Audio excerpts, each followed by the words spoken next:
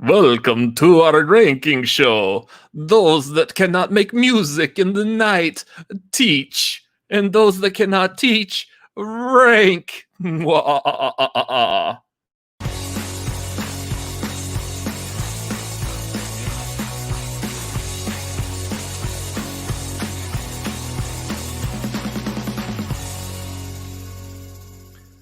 What is going on, everybody? We are the Cinefanatics, and this is the Marquee. My name is Robert Adams.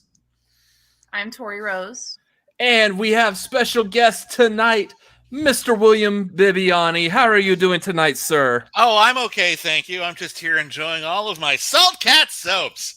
Yes, Salt Cat Soap on Etsy. We're on Instagram and Twitter at Salt Cat Soap. We have a lot of Halloween soaps right now. We actually have a treat. We actually still have a few of our glowing ghost soaps in stock. We usually can't keep these in stock. We currently have 3 left in the store. These actually glow in the dark. Nice. I'm buying really one of those. I have too many lights on in here to turn it up. Well, you can if you hurry, because we have 3 left right now. And we also have some other cool stuff. We have this, you heard of the Great Pumpkin? This is the Pretty Good Pumpkin soap. The right Pretty here. Good Pumpkin. They smell absolutely amazing. And if you're interested in something a little more gothy, these are our Nevermore soaps, and they have a soap bird skull embedded in them. Nice. So those and many more holiday treats are available at Salt Cat Soap, our Etsy store. You can find the link on social media. And yeah. All right, I've done my bit. We can go on and do whatever you want. Hey, Bibbs, if you have anything you want to promote, you can do that. Okay, cool. So Salt Cat Soap. Follow us on Instagram and Twitter at Salt Cat Soap. We've got these glowing ghosts. Okay. I've been seeing those glowing ghosts, and it seems like they've been selling out every time I go to buy them. I see them on Twitter. We've made, I think, 5 batches. We've never had to make this many batches before, and they usually sell out within an hour. Sometimes they've sold out within 15 minutes. It's been pretty great. So right now, I think it's because it's the weekend. Everyone's busy now. People are checking social media. We do happen to have a few left in the store, but I don't expect them to last, and we will probably make some more after that, just because. There you go. Garth McMurray in the chat with the Thank link. You. So thank you very much for that. Appreciate it. All right. Anyway, but Dracula. Yeah. So yes, those of y'all that watched us last week as we were trying to rank the Nightmare on Elm Street movies, that was a lot of fun. We had a blast with that. This week, I have asked Mr. Bibbiani over here to recommend what should we rank with this, and he was very quick on the trigger to say let's do some Dracula, and I was like, okay, that sounds good. So yeah, we're going to be talking about some neck sucking tonight. Thank God it's after dark. So yes, the Cinefanatics are getting a little blue tonight. Yeah, just a little. You told him it was family friendly, and then you bring up neck sucking. Neck sucking. Hey, that's what he does. That's what he does. Dracula, as everyone knows, he's big on hickeys. That's all it is. Just going to give everybody a little hickey, and then you're kind of embarrassed. Got to wear a turtleneck to school the next day. What are you going to do? Yeah. Why didn't I use that as an excuse when I was younger? Hey, don't mind me, just got attacked by a vampire last night. No big deal. Would have been so much easier, right? Instead, have to have those awkward conversations with the parents. What are you going to do? Mm-hmm. So, Bibbs, real quick, why Dracula? Well, Dracula is one of the most significant fiction. Well, he's not fictional, but he is. Vlad Tepes is a real figure from European history. And at some point, Bram Stoker got it into his head to turn this real historical figure with a really weird, complicated legacy into everyone's favorite monster. And then he did that early enough that Dracula fell into public domain, and so now there's all kinds of Draculas everywhere, and everyone's made a Dracula movie, and there's Dracula movies for kids, Dracula movies that are horrifyingly violent, Dracula movies that are silly comedies, Dracula movies that are action movies. Often they're very hot. That's part of the appeal. Dracula's, and so on for that reason, there's a million different kinds of Dracula movies, and cutting this list down to a manageable length was difficult. But the other thing is, Dracula is, as this fictional version of the figure, a really interesting character, and he's beautiful and romantic and sexual, but he's also violent and invasive, and he represents a lot of fears that are very, very natural. The fear of blood, the fear of death itself, but also a lot of fears that we're trying to overcome as, a species. The original Dracula is about this guy from another country coming to our country and taking all our girlfriends. Like, it's a lot of just old-fashioned, stupid xenophobia in there. And that's something that makes Dracula, in addition to being a scary horror villain, also an interesting anti-hero, because like many of the great monsters who were many, especially the ones that Universal gravitated towards, there's an element of tragedy to him as well. Mm-hmm. So you can tell any kind of story you want with a Dracula, and as a result, we have a lot of interesting films, and I love talking about them all, and this gave me a chance to revisit a couple, and I think it's exciting. Yeah. Tori, what are your thoughts or connections with Dracula? Yeah, so I grew up in mostly like my movie kind of world was in the late 2000s where I really got exposed into movies. And I went back and watched like the 2000, the Van Helsing from 2004, I think. And I went back and watched like Bram Stoker's and all that kind of stuff. And I always loved Dracula. I loved vampires. I mean, I did grow up with like the Twilight books being kind of my first, like, it was weird how that kind of came up. And then everything was vampires for a minute. Like there was True Blood, I feel like was around the same time in my memory. And there was a couple of other like tropes of vampire things that came around, I think, as a result of Twilight doing so well. And so I really just got interested in it. I read a lot of books about vampires, and Dracula is obviously the king of vampires. And I did always find his tie into like sensuality to be really interesting because he's hot. He has hot movies. So like as a teenager, I was like, ooh, let me watch all of the hot Dracula movies. But it is something like about that vulnerability of like when you are, alone with someone, especially like as a woman to like a man, it's like there's that natural fear, like Bibbiani was saying, that's just like present there. And I think it does a really interesting commentary about that of, again, like you're alone with him and, you're terrified, but he's also attractive. And it's that mixture of emotions that I think makes him so interesting to people over and over and over again, and why no one really gets sick of the idea of a vampire. They're alluring, they're terrifying. And even though they don't exist in real life, as far as I know, there is that kind of commentary on sexuality and romance that I think is still valid. So yeah, I've always been a fan and interested in vampire stuff in general. Dracula was just the epitome of that. But what about you, Robert? So yeah, I would probably agree with the idea behind it. Like I know he is like the epitome of your classic Universal movie monsters. Like a lot of times if you have movies, some of these that we'll talk about, like Monster Squad or Van Helsing, he is seemingly the leader of all the other monsters. So there's a reason why he's like the major focal point and why so many movies have been made of him, books, stories, comics, everything. He's usually like pretty much in every single aspect of fiction. Like, I don't know if there's going to be like at some point to introduce Dracula into the Star Wars movies, but I wouldn't be surprised. And probably it actually may have been done because I have nowhere near like straight Exegol on the other side of the planet. Yeah. Palpatine showing up in his weird Hellraiser 2 rig. I would like to borrow some sugar. Yeah, so I mean, I understand the worthiness of how like majestic this character is and why he deserves all the respect and reverence that he gets. Sometimes, as we'll see as we're ranking these. So with that being said, we're going to start ranking. So there's going to be a lot of movies on here. Before we get started with that, first of all, we kind of missed an important thing when starting this video. Guys, those of y'all watching live, y'all have any questions, comments, issues, streamlabs.com/cinefanatics. Hit that up. We will read your comments and questions live on air. Also, do not forget to hit up patreon.com/cinefanatics. There's tiers up there. We've got movie watch-alongs. We've got movie trivia hangouts with us. There is a movie trivia hanging out coming up. I believe it's on the 15th of this month. There's big things happening in the First Class League. If y'all have been following us, both me and my brother seemingly have a match coming up. I don't know why, but come hop on that Maverick tier on our Patreon so you can be there with us preparing for that mega match that we're going to be a part of. So yeah. Otherwise, let's get to the Marquee, which I was expecting to just do one click and it pops up, and it doesn't do that. But here it is. Hey, Delayed entry. yeah. There it goes. So here's our list of movies that we've got going on. We're going to go down this line. They are in order of release year. So y'all will learn like what's the earlier movies as we go through this. So if anyone needs to study, I don't know, movie release dates, here you go. Thanks. I didn't mean anyone in particular.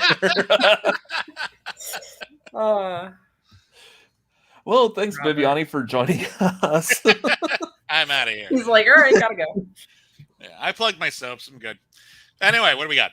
Let's start with the very first movie that's on here is the 1922 Nosferatu, which, okay, we know this is not technically Dracula, but it technically is. It is. It is Dracula. They changed. Here's the deal. When Nosferatu was made in 1922 by the absolutely incredible horror filmmaker and German expressionist filmmaker more than horror, F.W. Murnau, Dracula was not in public domain yet. Dracula was still very much owned by Bram Stoker and his estate. And instead of buying the rights to do it, they decided to change the names and a few incidental details and just call it something else. So this would be like if Warner Brothers decided to do a superhero movie called The Astounding Man Spider, and about a guy whose costume was blue and red instead of red and blue, and his name was Schmeeder Schmarker, and everything else about it was exactly Spider-Man. Marvel would sue, and indeed the estate of Bram Stoker sued, and the movie was almost lost as a result. All copies of the film were supposed to have been destroyed, and thank God they were not, because this movie is a classic. Mm-hmm. Yeah. It is pretty classic on this. Tori, your thoughts on Nosferatu? This was actually Bibbs, you can laugh at me, but this is the first silent film I've actually watched. That's awesome. That's good. So I'm glad you started. That's great. That's it's never. That's awesome. Yeah, it's never been from like a lack of interest. It was just, again, like when I grew up, it just wasn't something that like my siblings were watching or my friends were watching. Yeah. I never really got the chance to go out of my way to watch them. And it was honestly really interesting to watch. I do love going back and watching old horror movies specifically. I love watching the creativity of like how they did things back then before you could rely on CGI or other effects. Like I was saying, I watched the original House on Haunted Hill recently. And it's so cool to see like the skeleton scene of like how they were able to make that happen. And even though like I'm not scared after watching it, it still is there's something about it that feels very human to watch. Like very creative, very artsy. So I really liked this one. It wasn't my favorite one out of the bunch, but I have a huge amount of respect for it. I think there are a lot of things in here that you see in later horror movies that you can pick up on. Oh, yeah. And I think overall, I understand why it's a classic completely. It was really fun to watch it. Yeah. So for me, I've seen silent movies before, like when trying to build up like my Letterboxd. Of course, I need to go back and hit some of the classics like The Great Train Robbery and A Trip to the Moon. But those are fairly short. Yeah, they're silent films, but they're short. They're easily digestible. This was probably the first like real feature-length silent movie that I've ever seen. Wow. Needless to say, because of my ADD nature, I did have to watch this in parts, finishing it up today. So this has been one that I've been working on, but I knew of its importance. I knew that it needed to be watched. So I was determined to crank this out. This particular movie, there's a lot about this I loved. It's a slice of history is the way I was looking at it. The makeup on Errolowl is amazing. The effects that they do, like him being able the shot, the very classic shot of him just rising out of out of his coffin is iconic, and it was very well done in 1922. Like they were way ahead of their time on like what they were doing with this movie. All the makeup, because one of the things they did with this being a silent film is they had to do something to the characters to make the characters stand out, because you weren't able to hear their voice. You weren't able to determine who they are. So like all the makeup effects and costumes, wigs, everything on the characters, they were all really good. I had a good time with this movie. My opinion going into this ranking, though, it was good, but I'm going to probably suggest maybe putting it. I'm going to start it off in the A tier. Ooh. I knew no matter what I could put this in the S tier. Yes, you can. I think you should. I think you should put that in the S tier. I love Nosferatu very, very much. It's cool that you guys are starting to look into silent film. I think it's really exciting. Nosferatu is part of a grand tradition of German Expressionism, where there was this. All of a sudden, there was this influx of movies, and visual effects were very common in silent films. And a lot of them were really innovative. A lot of them still hold up really good. A lot of them in this movie.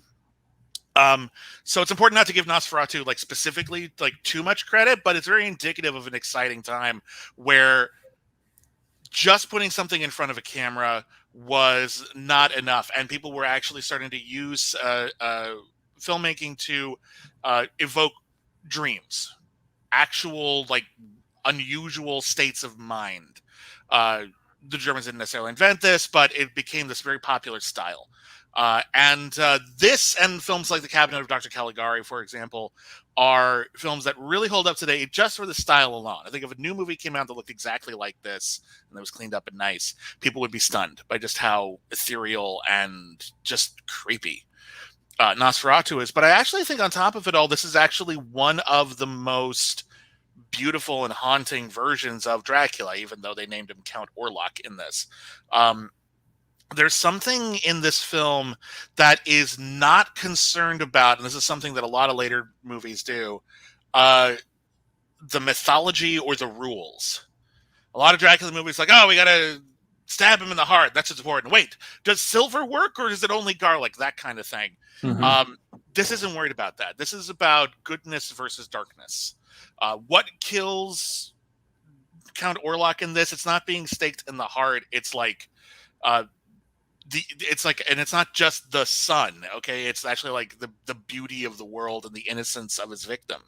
I love this movie. I think this is an S tier movie, but I guess it's all gonna come down to Tori. Where do you stand on this? And do not let me sway you. What's your opinion on this?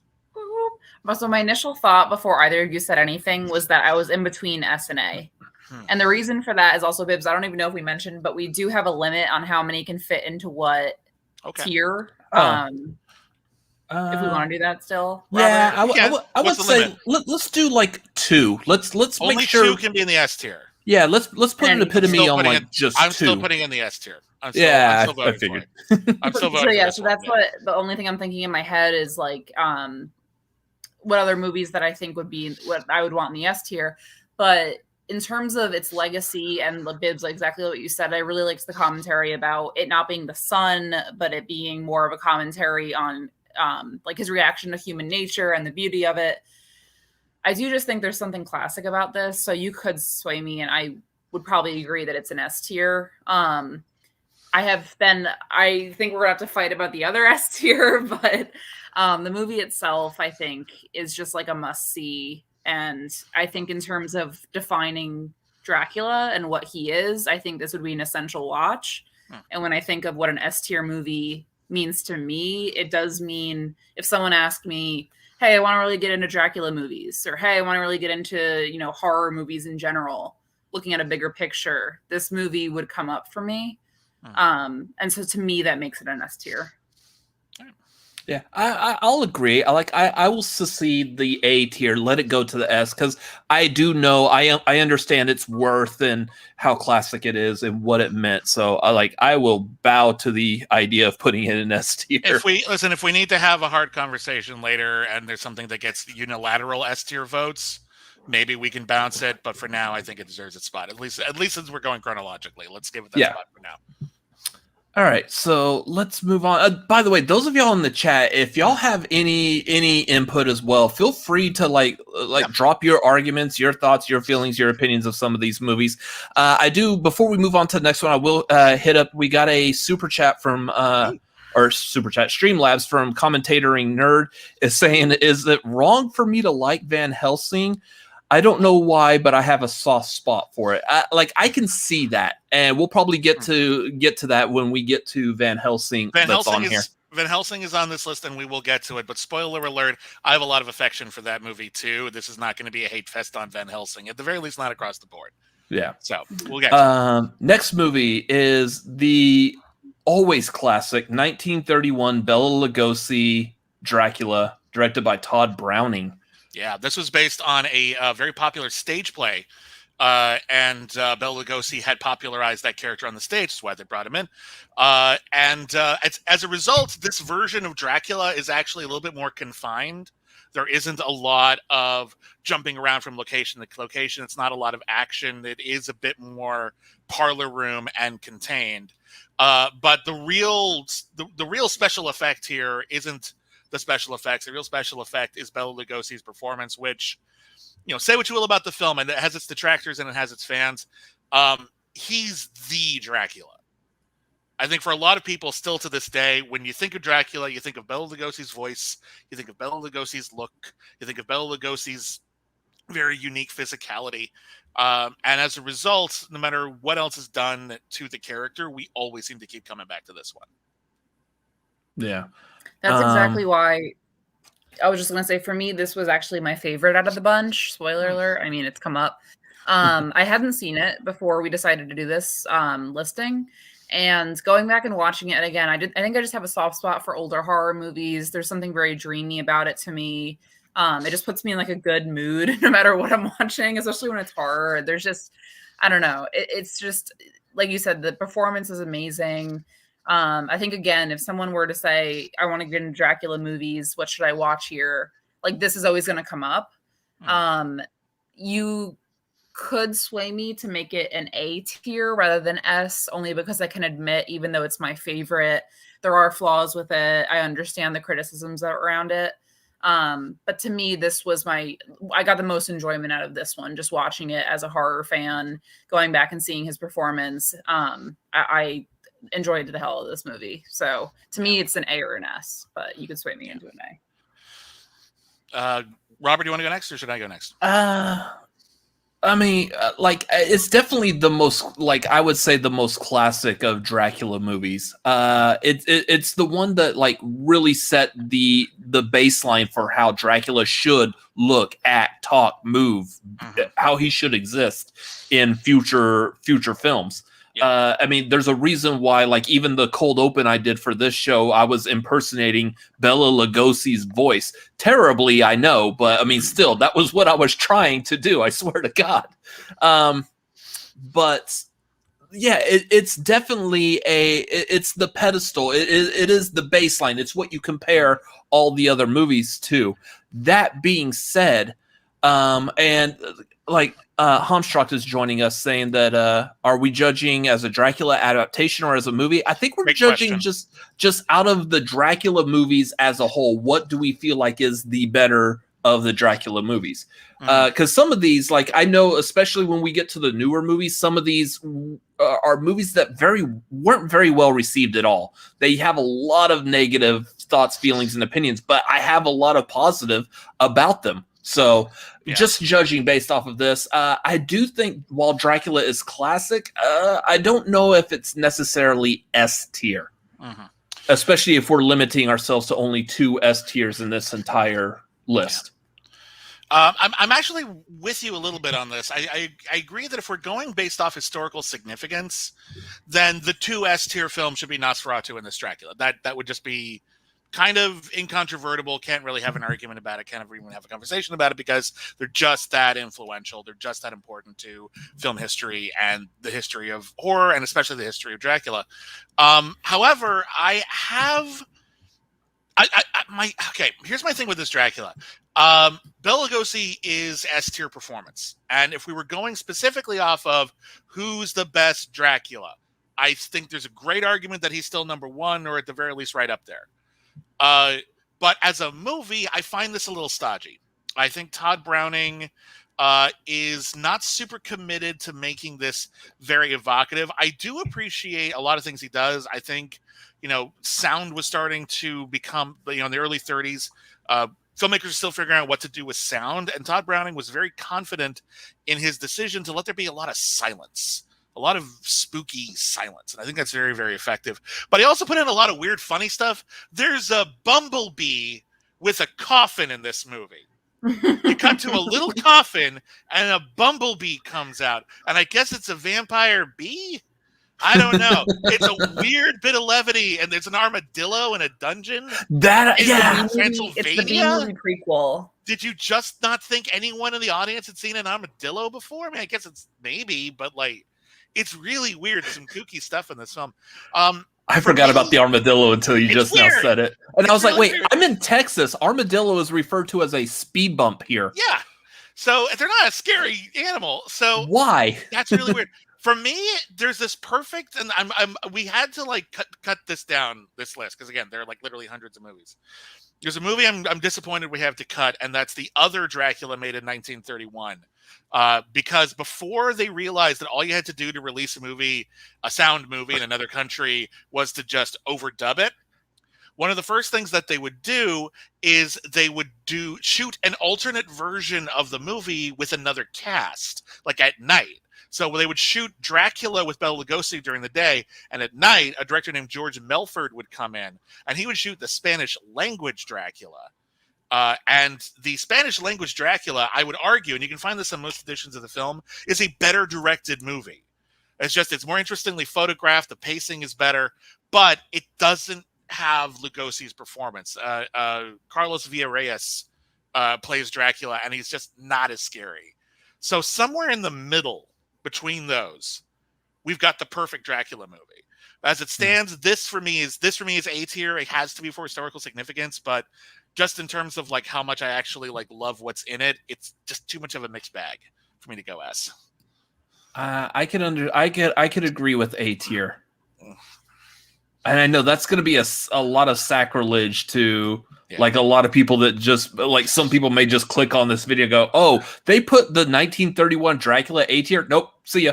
But I mean, there's reason behind it. There's feeling. It's still great. We're still telling you, please see this movie. That is absolutely. It's just we only have 2 ultimate Dracula spots, and we have a lot more Draculas. And who knows? Maybe we might decide this needs to get bumped up later. But for now, and that's possible. Yeah. Yeah, we'll come back at the end of this and think, and after we've got everything filled out, do you want to readjust anything or change anything up? We can make some arguments. Yeah. So going back to Streamlabs real quick, we got Garth saying, I just ordered from Salt Cat Soaps again. I got one of those last few glowing ghost soaps, and I also had to get the lesbian vampire soap in honor of tonight's show, and Blood of the Tribadades, the lesbian vampire movie I helped make, and one of my few IMDb credits. That's awesome. That's amazing. Yeah, the lesbian vampire soap is based off of the novel Carmilla, which is one of the first vampire novels, and there's a very particular scent that vampires, or particularly Carmilla, is supposed to have.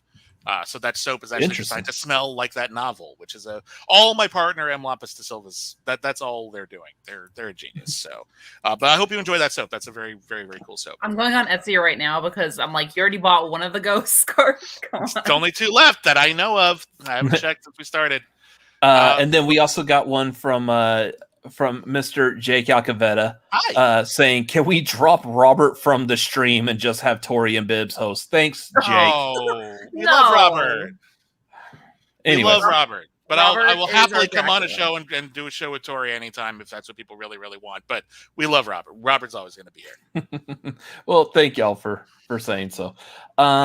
Moving on, let's go to this one. We're going to have a weird bit of conversation about the 1958 Hammer horror original Dracula, starring Christopher Lee as Dracula. So we actually, this is partly on me. When we created a short list for this video, and then we shrunk it down a little bit too much, I didn't notice that we had accidentally eliminated from the short list, hey, everybody watch all these movies, The Horror of Dracula, or it was released in England, just Dracula from 1958. That is sacrilege, and we screwed up. So as a result, I apparently am the only one who's seen this movie. So I think it's okay if I give this a rating, but I do think it's going to be just scaled down because it has to be. But real fast, this is the first vampire movie starring Christopher Lee as Dracula. He would return and play the character many more times. I think it's 6 or 7 total. This was from Hammer Studios, which around the time of the late 1950s, when people were starting to get a little bit more relaxed in terms of what they were expecting content in movies to be, things were allowed to get a little bit more violent, a little bit more sexual.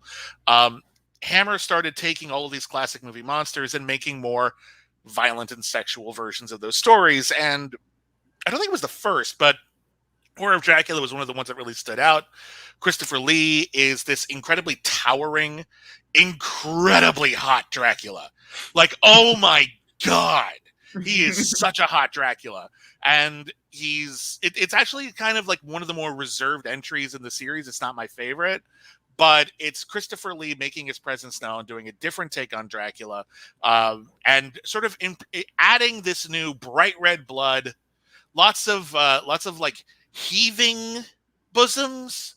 Like I didn't know bosoms heaved before I saw a Hammer movie, but it turns out they heave quite often if you put people in like those particular dresses.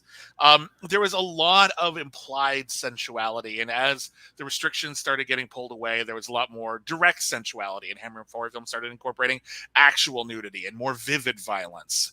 But here it's not quite implied, it's there, but it's like kind of at the birth of that.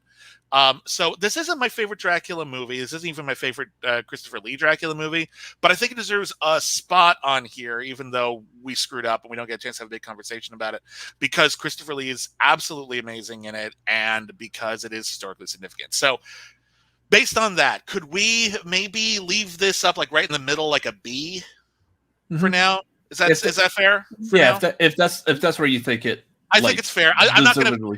I don't think it's fair to like take up an A spot, and definitely doesn't deserve an S spot if you ask me. But I don't think it's fair to take up an A spot if I'm the only one who saw it. But I think it deserves a respectable B. Is that okay? Okay, yeah. We'll just leave it there. But please see this movie and see the sequels; they're really fun. From the chat, we were told that it is Hammer time, and you can't touch this movie. Okay, well then don't. leave it in B, I guess. The best I would Hammer like to say. I bought a Salket soap. Hey! I bought one of the ghosts. So thank you so much. We'll send that off to you right away.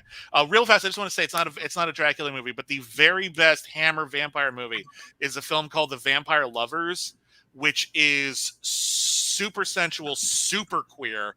It's so ahead of its time. It's really, really wonderful, and I still think it's one of the better vampire movies ever made. But it doesn't have Dracula in it, so can't be on the list. No. All right. Tori, any thoughts on the Hammer horror one, or do we just want to move on? I haven't seen it. Yeah. So I mean, I'm definitely gonna watch it after this though, because it does sound just like a fun time. I want to see Christopher Lee as a vampire, because I feel like my introduction to him was just like, again, like because of my age, just like strange. Like I saw him in Pulp Fiction. Lord of the Rings and Star Wars. Yeah. But it's always like an older guy. Or not Pulp Fiction. Sorry, no, it wasn't him. But he was in a lot of like he was in movies from the 1940s to the 2010s, and he worked consistently the entire time. So there's this weird thing where you can see him very young, very handsome, very full of life, and very old, and very handsome, and very full of life. In his 90s, he was in a heavy metal band. The dude was awesome. He was an assassin in World War II. Did you know that?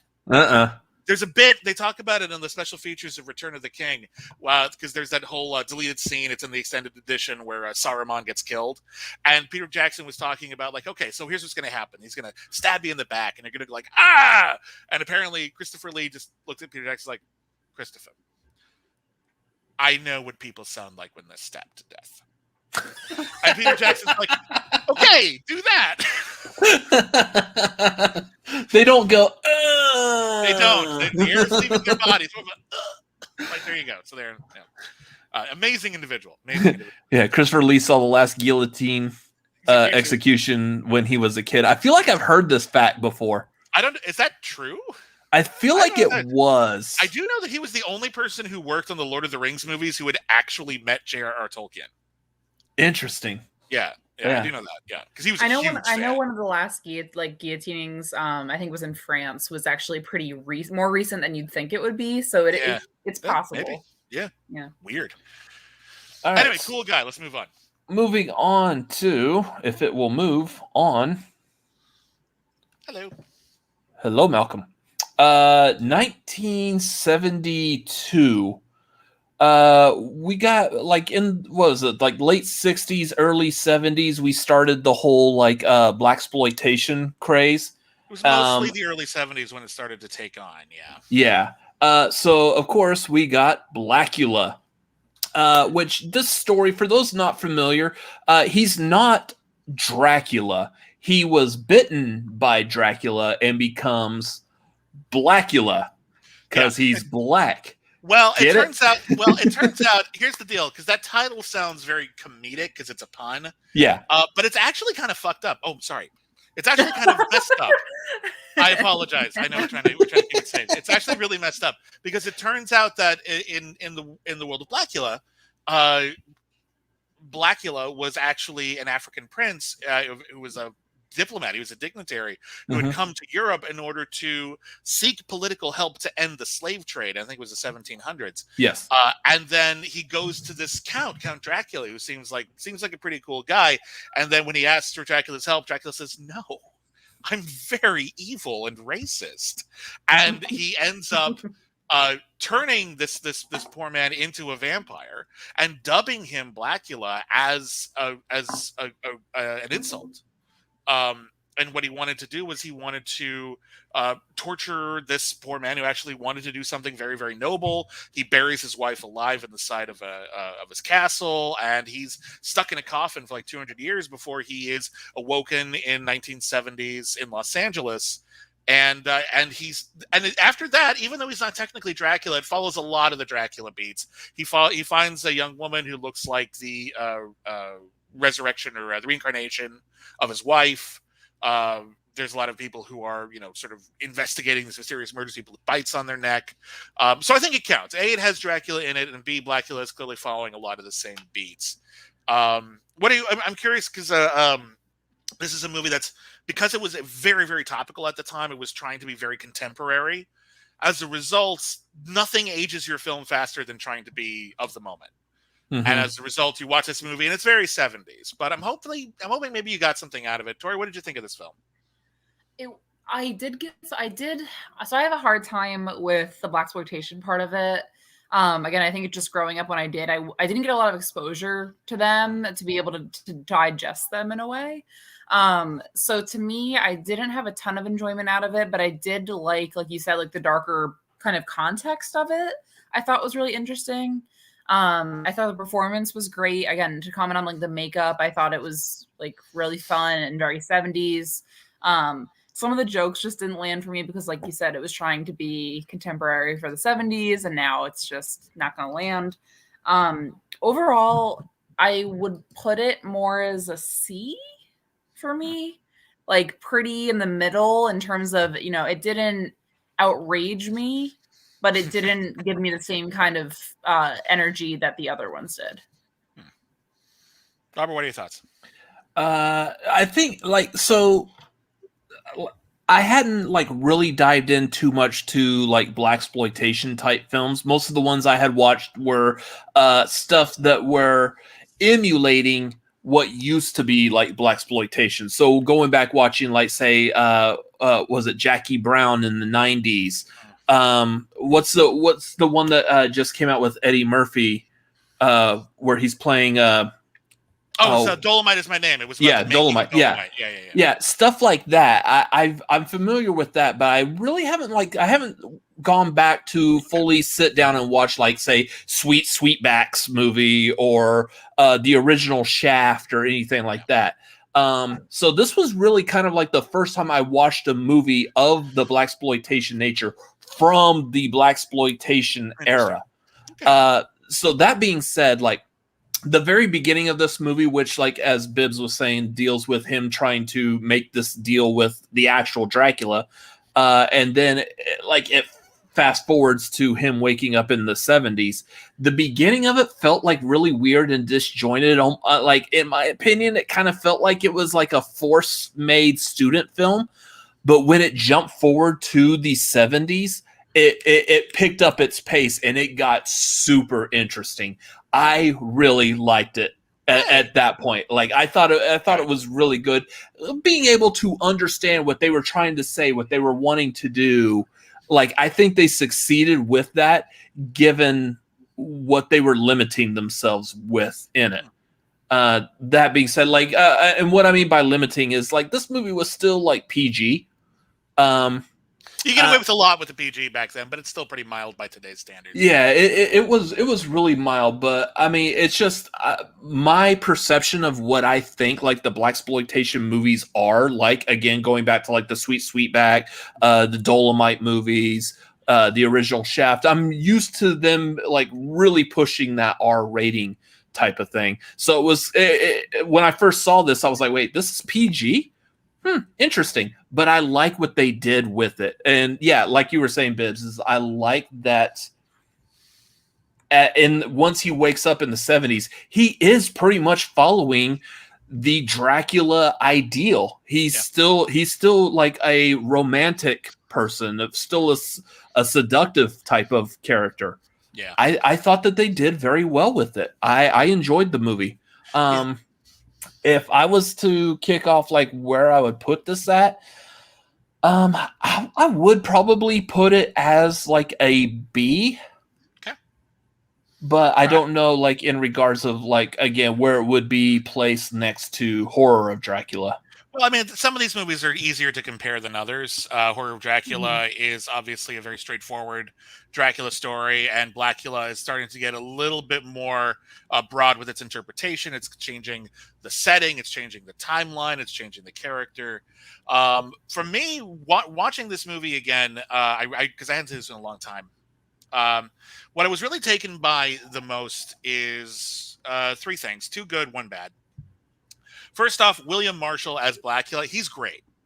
He has got so much presence. He feels like just as theatrical and captivating as any Dracula actor. I think he's really, really great. I think he doesn't get enough credit here.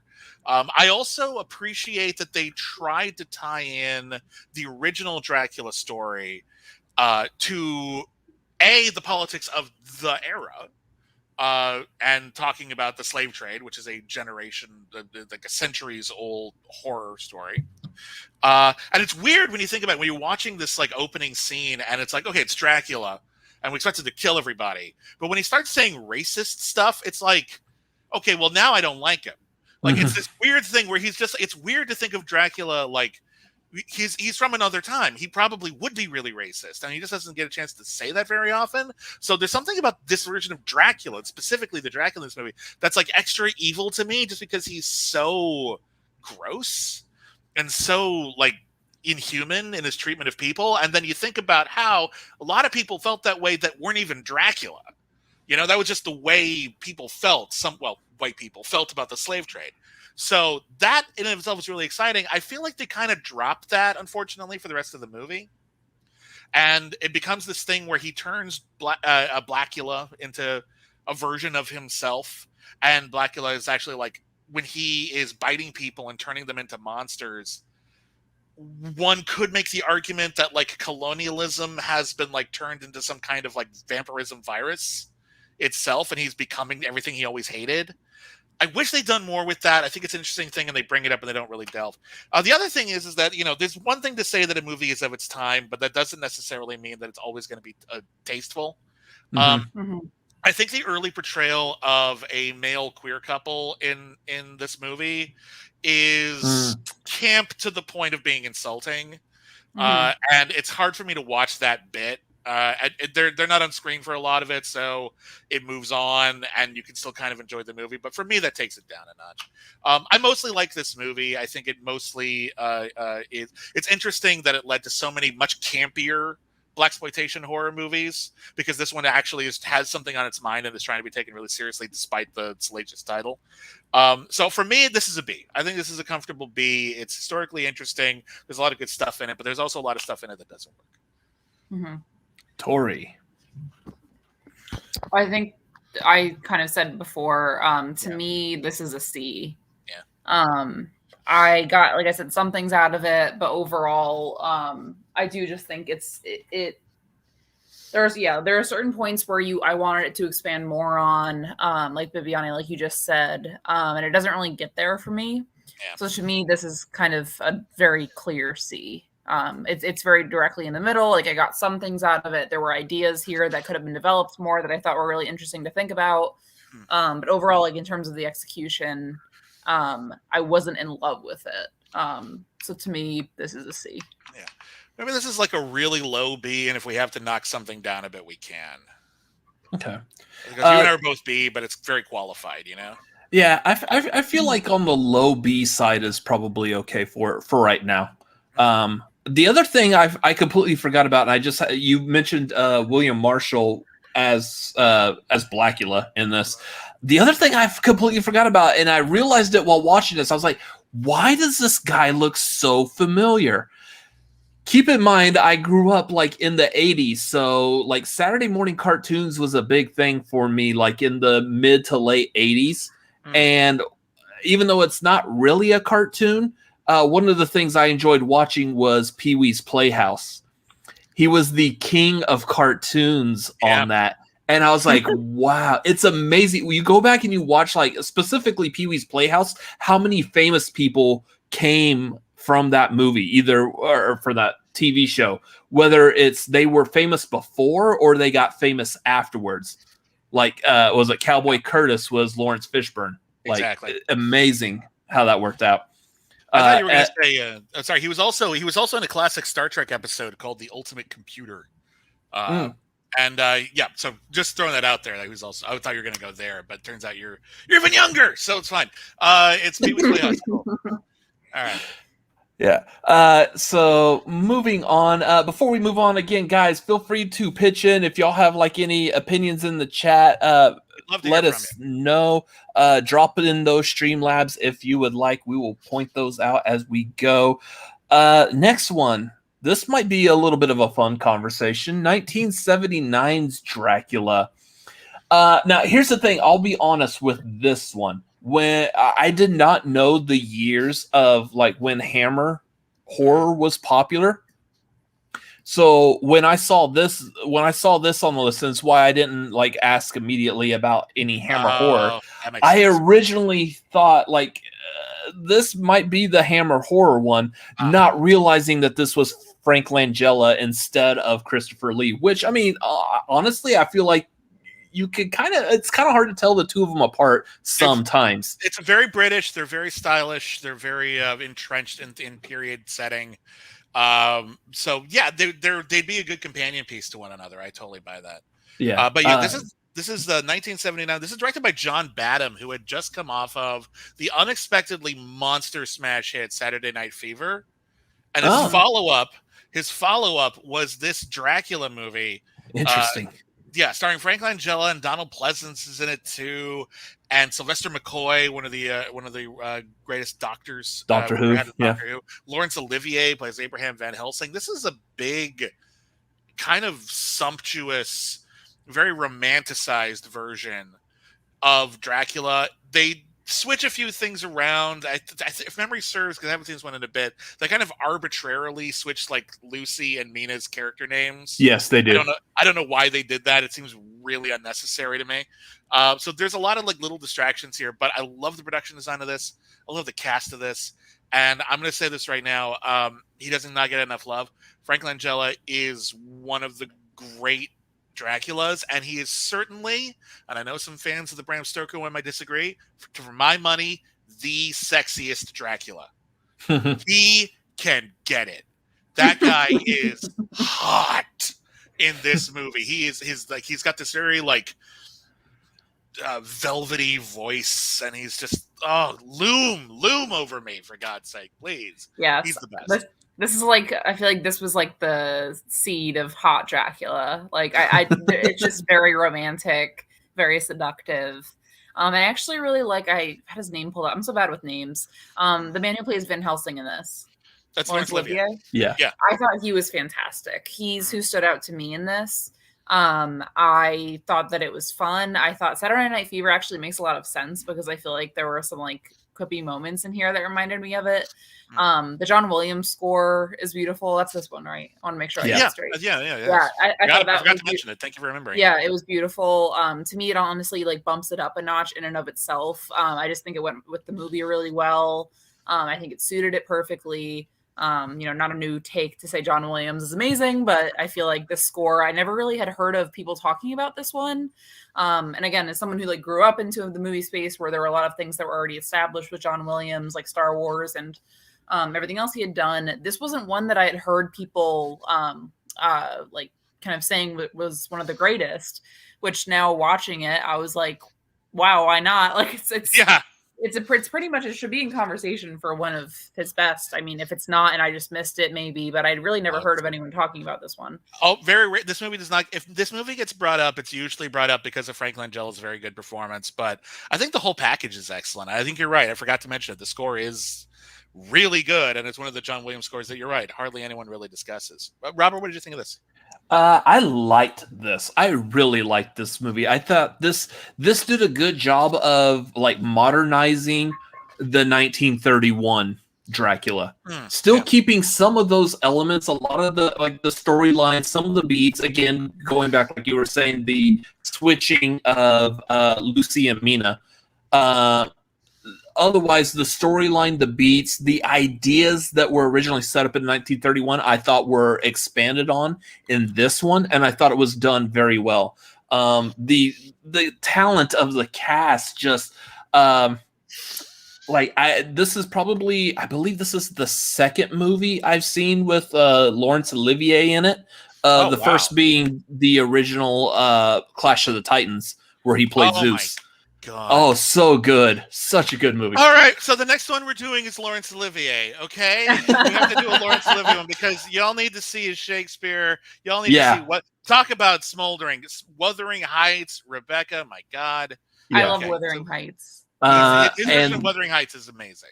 And Donald Pleasance in this movie. So by the time Donald Pleasance had done this, he had already been playing Loomis in the Halloween movies. At least the first one, I believe. He was a very. It's interesting. He's one of those actors who so many people know just for like that one iconic genre performance, and he'd been in everything. He was a character actor extraordinaire. Yeah. I really like this movie. So I will actually say, and this is going to be. I'm looking down here at what else there is, and I feel, in my opinion, I feel pretty good. I would want to put this in S tier because I think this is the movie that really took like what had been brought before it as far as what Dracula had done and kept those ideals but still modernized it and brought it back to the modern audience. And I feel like all the other Dracula movies since this movie have all been like borrowing elements from this movie and not so much the original older movies. Well, I do want to say, and again, I think if you'd seen it, maybe you would give a little bit more credit to the Hammer one for that. Because I feel like there's elements of Hammer that definitely have bled into this one. So I'm hesitant to give too much credit to it, but I'm glad you like it, and I do think this one is great. Tori, I'm going to wait to vote until I hear your vote on this because I'm very curious. Where do you want this to show up on the list? I want this to be A. This to me is extremely solid. Like we were mentioning, the score, I think the cinematography is beautiful. I think the performances are great. But to me, again, just thinking about it's an S or an A to me. The other S in this conversation is actually, I think it's like the next one is the Bram Stoker's. I think it's really hard for me to compare this one and that one because to me they're very different, but they're both equally fantastic for me. I enjoyed both of them really, and it's just hard to compare them. So I would say this is either a high A or a low S. And if I had to pick one, I would say A for this one. Okay, here's what I'm going to suggest here, because I'm actually with you both. I think it's definitely one or the other. Why don't we put it in S tier for now, and we'll see if anything knocks it off? Because clearly Nosferatu shouldn't be knocked off, but if one would, it would be this one. Okay. That's fair. I definitely Okay. see. I believe there's one movie still to come that I believe there's probably a really good argument for it being in Yeah. S tier. It's at least one for me as well, yeah. So we'll see how it goes, but Yeah. we're in the exciting times. This is going to be interesting. Yeah, we got a fun run here. Now we're gonna have we're getting closer to the more modern ones. So Yeah. again, those of y'all in the chat watching, feel free to drop an opinion. Let us know what you think. Do you hate our takes? Do you think I'm just full of it? Let me know. I'm okay. Did we miss a Dracula movie that you really love? Feel free to shout out, because again, there's a million of them. I know, going back, kind of like what you said at the beginning of this, Bibbs, is that there was some that you originally put on this list that we removed, like the Spanish version of the 1931 Dracula. Werner Herzog did a remake of Nosferatu, and it's kind of redundant to put them both. But they're both really good. I was gonna say I do want to like touch upon like a couple of these, like that one in particular. This one I saw in the chat a while ago. Dracula loving it. Dracula Dead and Loving. I'm going to say it right now. That is not a good movie. That is sometimes a very funny movie. It's a good spoof. I don't even think it is. I actually think that with Dracula Dead and Loving It, I'll just make it real quick. Yeah, there's some funny jokes in that movie. There's some really funny jokes in that movie. I laugh a lot at that movie. I wouldn't call it maybe bad's an exaggeration, but I wouldn't call it a terrible movie. For me, Mel Brooks wasn't doing with Mel Brooks had done what he did with Young Frankenstein, which is make a real Frankenstein movie. He made a real Frankenstein. All of the cinematography, all the visual effects, everything was totally like, if you only took out like one frame, you would think it's the real deal. Mm-hmm. If he had done that for Dracula Dead and Loving It, I think it would have been a great comedy. But it's so bright and it's so fake in its like production design and everything that it just screams, we're doing a spoof, and it actually makes the dumber jokes less funny. A dumb joke is really funny if you have if everything else around it is really serious. Yeah. And so like you can do like the stupidest jokes ever in Young Frankenstein, like walk this way, sir, and then the guy has to walk that exactly in that way. Yeah. That's a stupid joke, even at the time. But because everything in the movie is screaming, we're taking this super seriously, it's funny. Dracula Dead and Loving It doesn't have that. And for me, that really knocks it down a lot. But it is charming, and I do enjoy it. And there's a couple of bits in there that are all-time great Mel Brooks. I will say the one thing I loved about Dracula Dead and Loving It is their take on Renfield. Even though this is a spoof, and I know that, I feel like their take on Renfield with Peter McNichol is like the epitome of that character. Like all the other times while going through this, all the other Dracula movies, when they show Renfield, I'm imagining Peter McNichol in the back of my head. I'm like, this isn't quite hitting that Renfield moment that I really want out of it. Because Peter McNichol, I think, would have been a perfect Renfield had he played in a straight Dracula movie. He would have also been good in that. I agree with that. Yeah. Yeah. So that was my main takeaway from that movie. Nothing Leslie Nielsen did. Leslie Nielsen always does like spoofs, and it's actually weirder seeing Leslie Nielsen not in a spoof movie now. So, anyways, moving on to this is one of my favorites. Yeah. So I mean, I know the picture here, the poster, the video release. Referred to this as Tomb of Dracula, and the reason why is because that was what the comic book was called. The movie, I guess, and Bibbs, you could probably give more clarification than I'm aware of. This was originally, I guess, called Dracula, Sovereign of the Damned. So what happened was in the 1970s, there was a big resurgence of horror comics at Marvel Comics. And before they started making like the live action Marvel movies and people, would actually see stuff coming out like Red Sonja or Howard the Duck and then Captain America and then Blade. And there were actually a couple of anime movies. These were, I believe they were TV movies. Mm-hmm. There was one based on the comic called The Monster of Frankenstein, which is very fun. But the cream of the crop of this double feature is Dracula, Sovereign of the Damned, which is based off the comic book Tomb of Dracula. And the premise of this movie actually isn't, usually when you do a comic book movie, you take like one good storyline and you just sort of adapt that. In Dracula Softened of the Damned, they took the entire run of the comic and they condensed it into one movie. It took like 5 storylines. This movie moves so fast from one completely unrelated story to another. It is astounding. It opens with like Dracula breaking up a satanic cult that's about to like give this young virgin to be like a bride to Satan. And Dracula's like, dibs. And they're like, hey, you can't do that. And Dracula's like, yeah, I called dibs. And he takes the lady away, and the lady thinks she's Satan. And it's like, oh, I guess I'm Satan's wife now. And then, like, later on, they have a kid, and it's just like, oh, by the way, I'm not Satan. And she's like, I always knew. Oh, that's nice. And everyone dies. And then the kid turns into this, like, weird, super-powered god monster, and Dracula loses his powers and learns how to eat cheeseburgers. And, like, what the hell is happening? It's an amazing watch. It is such an amazing movie to watch. I hope more people see it. If y'all are thinking that he's like going off like on a crazy tangent, no, that's what this movie is. All of that's in the movie. All of that is in the movie. It's so weird. So I'll do real quick the comic book background. Like you were saying, this is a resurgence of horror comics at Marvel. After they had already brought in like the superheroes. So like superhero resurgence at Marvel was in the early 60s. In the 70s, they started getting more into the horror, and they wanted to mix the horror, which Marvel was known for. Way back in the day, like directly after World War II, Captain America comics turned into horror comics. Yeah, they had a lot of monsters. Yeah, it's really weird. Yeah. So they were mixing their superhero with their horror, trying to come up with a whole new genre. That was Tomb of Dracula, in which in the Tomb of Dracula comics, you had stuff like the beginning of the Night Stalkers. Came off of that. Part of that generation as well. Yeah. Which the Night Stalkers we'll talk about more in a little while because they're definitely going to come into play again. Yeah. Gee, I wonder where.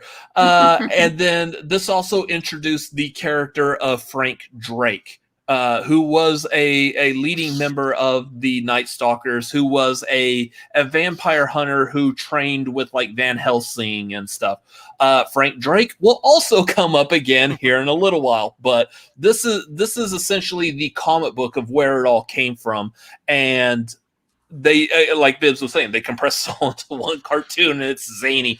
I actually, my opinion, I don't, when I was watching this, I didn't think of it as like what you traditionally think of anime.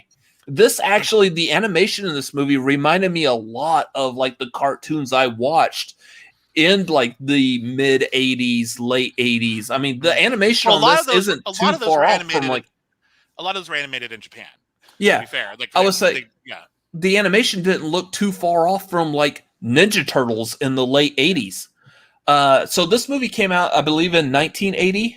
Yep. So I mean, it's up there. It was dubbed, so it was released like in Japan first, and then was dubbed over with English-speaking actors for America. But yeah, this movie is crazy. But I do like all that aside, I do like that how focused this movie was on the romance between Dracula and the woman that he kidnaps from the satanic cult. Yeah, which is a weird sentence to say, but it really does seem like it because the movie takes place over so much time. You get it feels like we're getting like the whole legend of Dracula, and to see that like that romance, how it affected Dracula's like entire life, it's actually kind of beautiful in a weird way. So yeah, it actually does have a lot more heart than you might imagine when you describe the plot. It's weird to talk about in every conceivable way, but God, I love it so much. And Tori, did you see this one? I didn't get a chance to see this one. Right. So we were talking about the burger. Yeah, I'm definitely gonna have to watch it though, and I'll do a little Twitter review of it when I do. But, tag me, do please, because I want to check it out. It sounds so much up my alley. I love chaotic movies that just like are all over the place. I think those are my favorites, honestly, just to watch and have a fun time with. So I want to watch Dracula eat a burger and I'll say, I'll give a heads up to people watching. This one is available, I guess, for free on YouTube. Yeah, it doesn't have like a proper American release right now, so you can find it on YouTube. You can watch it like right when we're done here, and I highly recommend it. Yeah, like this is how you end your night is with this movie. Yeah. And no, what we're not putting this in S tier, guaranteed, but this is the movie that you end your night with tonight. This is the discovery. I think a lot of people don't know this movie exists, and this is a movie I really enjoy being able to introduce people to, just because it's a Marvel Comics movie adaptation of Dracula with the most insane plot ever devised. You just kind of have to see it to believe it. Here's the thing. I did not know that this movie existed. You put this on the list, and like we were, me and Tori were going through the list on this, and I was like, what is this? And I looked, I was like, this is based off of Tomb of Dracula? Mm-hmm. Like, this is a Marvel Comics cartoon movie. Is like, oh, I am so watching this. Like, I think I watched it within 24 hours of like discovering that. I was like, I'm so watching this like now. Give this to me. It was good. It was funny. Mm-hmm. As far as like a Dracula movie, if we're going to put this on the same playing field as like Nosferatu and the 31 Dracula and the other movies that we have yet to talk about, it's not going to score very high. No, I would give it, for pure entertainment value, I give it a B. I think it's very entertaining. I think it's very, very fun, but it's the animation is not the best. The writing is very, very bizarre, but it makes an impact, and it's a really, really good time. So I think it at least belongs on the whatever tier Blackula ends up on.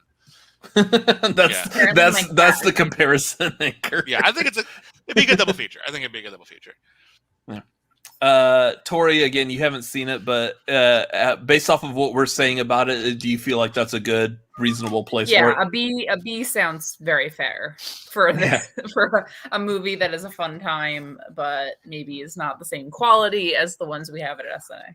Let's be honest. I feel like the panel that we have talking about this, we're the type of people that would say a B movie is actually probably like an S tier in some cases. Yeah. There's real fast that Garth McMurray is asking a question. Did this have a theatrical release at all? And could it count as the first Marvel Comics movie in theaters? Definitely not in America. I don't think it had a theatrical release anywhere else either, but definitely not in America. The most popular story is that Howard the Duck is the first live-action feature-length Marvel superhero movie. We had like the Captain America serials in the 40s, but those were not feature-length.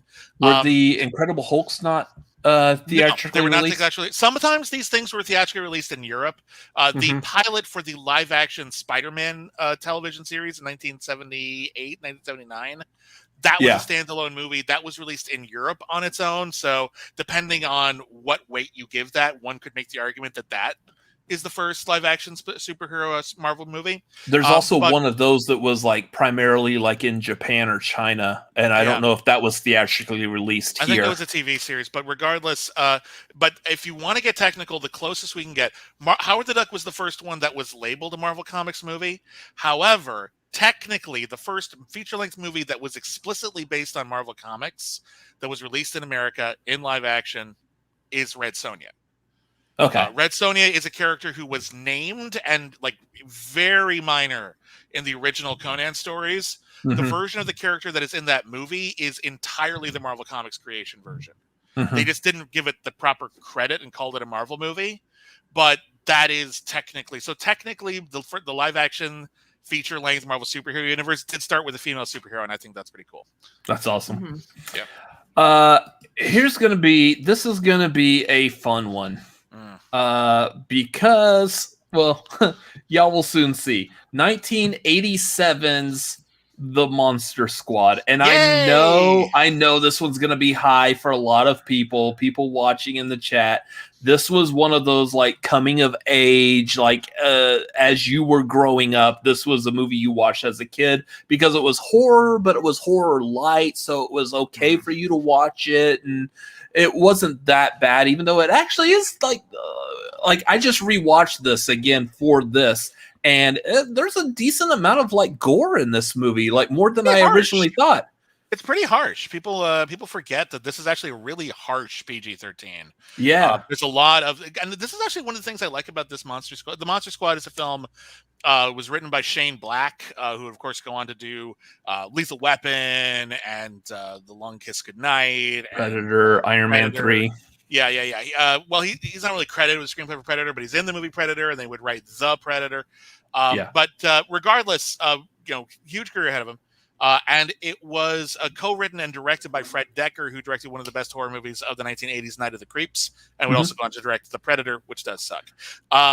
But The Monster Squad is about a bunch of kids who they're huge monster enthusiasts. They love monster movies and stories, and they find out that Dracula, the Wolfman, the Frankenstein monster, and the Mummy and the Gill Man are real. And they have a plan to open up a portal to hell. And because no one else believes in monsters, only these kids can stop it. It's a great premise. It's a great cast. It's a really witty screenplay. And even though it's for kids, the monster stuff is actually pretty dang scary. This is a very threatening Dracula. This is a werewolf that gets blown up into pieces and then reassembles itself like a gory T-1000. Yeah. This is my favorite. One of my favorite scenes in this movie is there's a scene where there's a little kid and he's really scared and he goes into his mom and dad's room and he's like, "There's a mummy in my room," and the dad's like, "Oh, this again." And he goes into the room. It's like, "Okay, all right, monsters, get out of here. Get out of here, monsters. Hey, get out of here. Go to bed." And the kid's like, "But the monster's in my closet." He's like, "All right, fine." And he opens up the closet and without looking in it, says, "Oh, what a scary monster." And there's actually the single most horrifying mummy you've ever seen in any movie. It's actually right there. And then he closes it again without looking. And he just says, "Okay, go to sleep." I've been that kid where, like, I believe that something really horrible, like my nightmare is real, and my parents don't believe it. I think this really taps into this understanding that, like, kids get it and adults don't. Like, kids believe in things that adults don't believe in, and this gives us a kind of a power to see things that adults don't see and feel things that adults don't feel. And this also is a great movie that suggests that the things that we're obsessed with as geeks, are actually not something that we should throw away. And these actually might have practical real world value somewhere. That because we care about these stories, it does matter. So Dracula in this movie is played by Duncan Regehr. I think he's really underrated as a Dracula. I think he's really, really scary. There's not a lot of substance to him. There's no romance to him. But just in pure intimidation factor, I like this Dracula a lot. Tori. I thought this was really fun. I had like the same kind of effect as when I went back and watched The Goonies. I didn't grow up with The Goonies again, but I watched it maybe 2 years ago, and I had a fun time with it, but it definitely didn't have that nostalgia factor for me that I think a lot of people have with coming-of-age movies. I like a lot of the tropes from the time period, 80s. It's just fun to watch for me. It reminds me a lot of Stranger Things, which I think is pretty obvious why. It's, kids, and they're not really having a lot of adult help to figure out what's going on, and there's supernatural stuff. I'm a big sucker for like coming of age things where the kids or the teenagers know what's going on and adults don't. Like in It, for example, I always found it like a really interesting commentary on how Bibbs, like you said, like kids almost have this power. They can see things that adults don't. But I think it's also related to how kids are still figuring out in the world what is normal and what's not. Even also, as a teenager, Yeah. Like you feel like you're in control and like you understand what's going on, but you're still learning like what is considered abnormal, what is considered normal. Like you're seeing things for the first time and you don't really know like how logical or plausible is it that there's Dracula versus like any other thing that you have to teach kids is normal. And so I think it was always a really interesting psychological kind of thing of just, is it real or is it not? And your parents don't believe you. And that in itself being a horror of like, you can't go to help for the people you go to help to. So what do? You have to rely on yourself and your friends. That's actually something there was a lot of kids movies in the late 70s and the 80s were starting to respond to the fact that divorce was getting normalized in American culture. People could always get divorced, but it was much rarer. There weren't, there's a lot of downsides to it legally. But like now there were a lot of movies, and E.T. is another example of this, where kids were able to get into adventures because mom and dad were busy.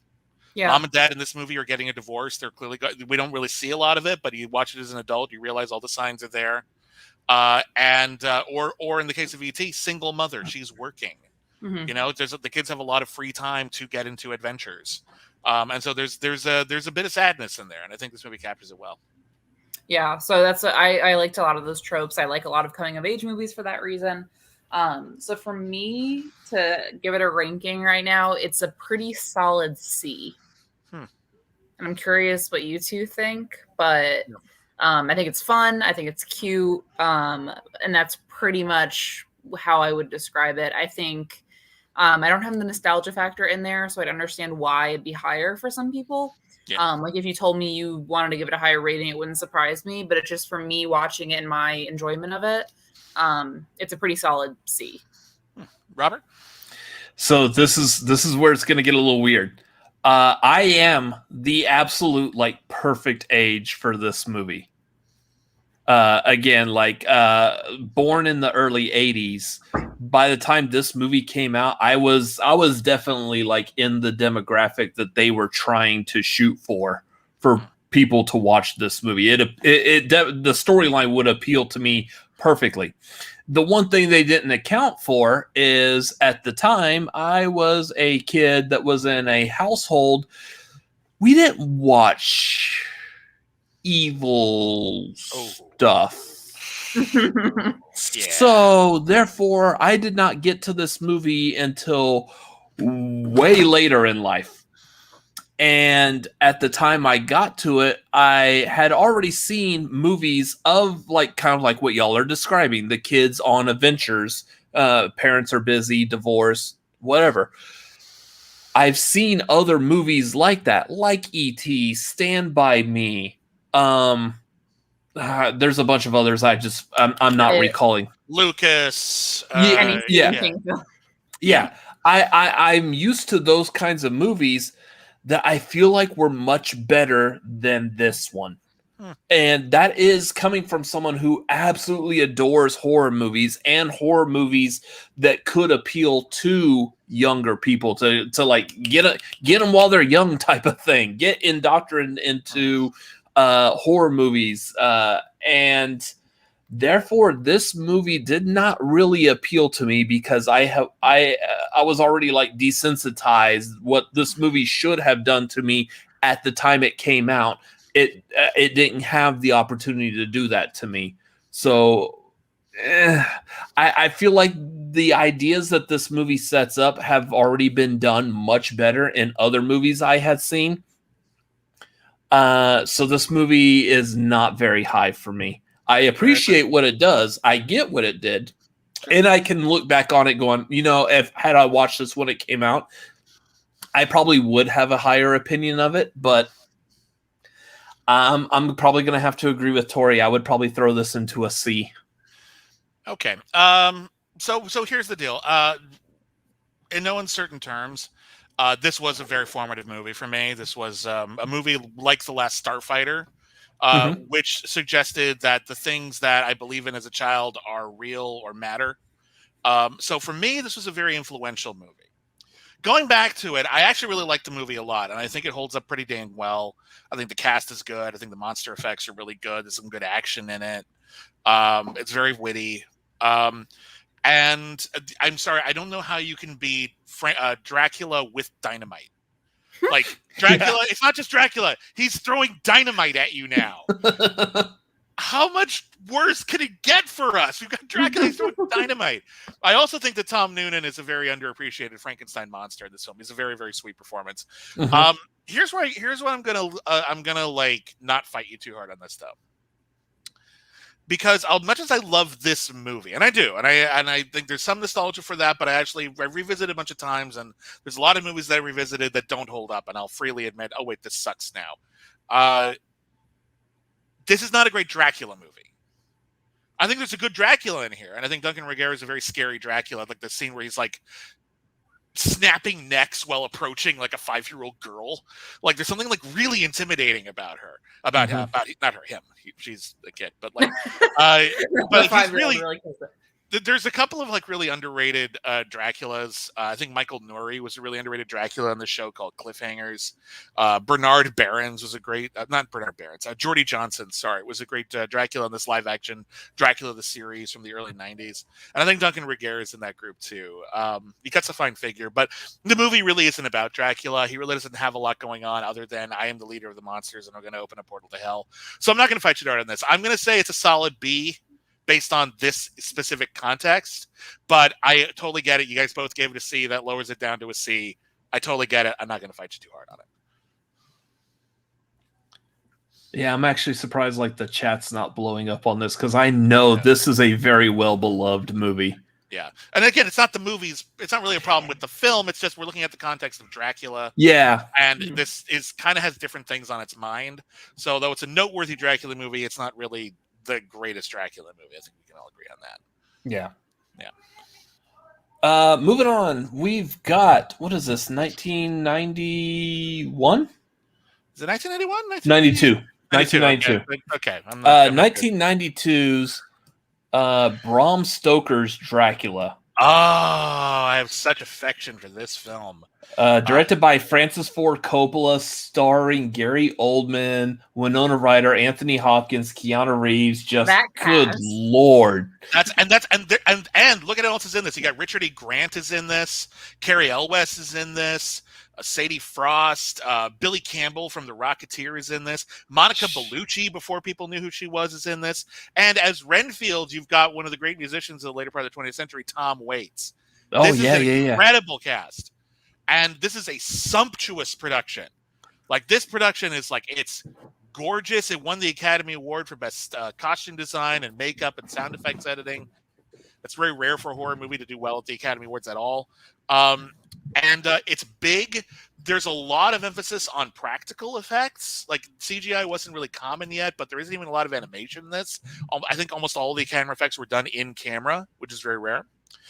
This is Francis Ford Coppola's like love letter to like broad theatrical, fantastical horror cinema.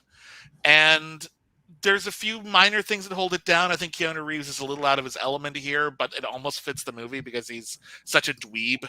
Like, you want people to believe that Winona Ryder would go for Dracula over this guy. And I'm like, yeah, I buy it. Okay, that's cool. But this is astoundingly sexy, incredibly gorgeous, very well acted by everyone except Keanu Reeves. And the monster effects are uncanny in this. Like, it's a really creepy looking movie. This is really broad, and I know a lot of people look down on it because it's like kind of over the top, but I think they did that on purpose. I think it's fair to say that they didn't do that by accident. And on that level, I think it's grand. I love this film. Yeah, and this is where we were talking about limiting the S tier to 2. This is the other one I was like, I can see a good solid argument for this. This really does kind of put me off on it, but there's so many other good things in this movie that, like Gary Oldman's performance alone, this is a high contender.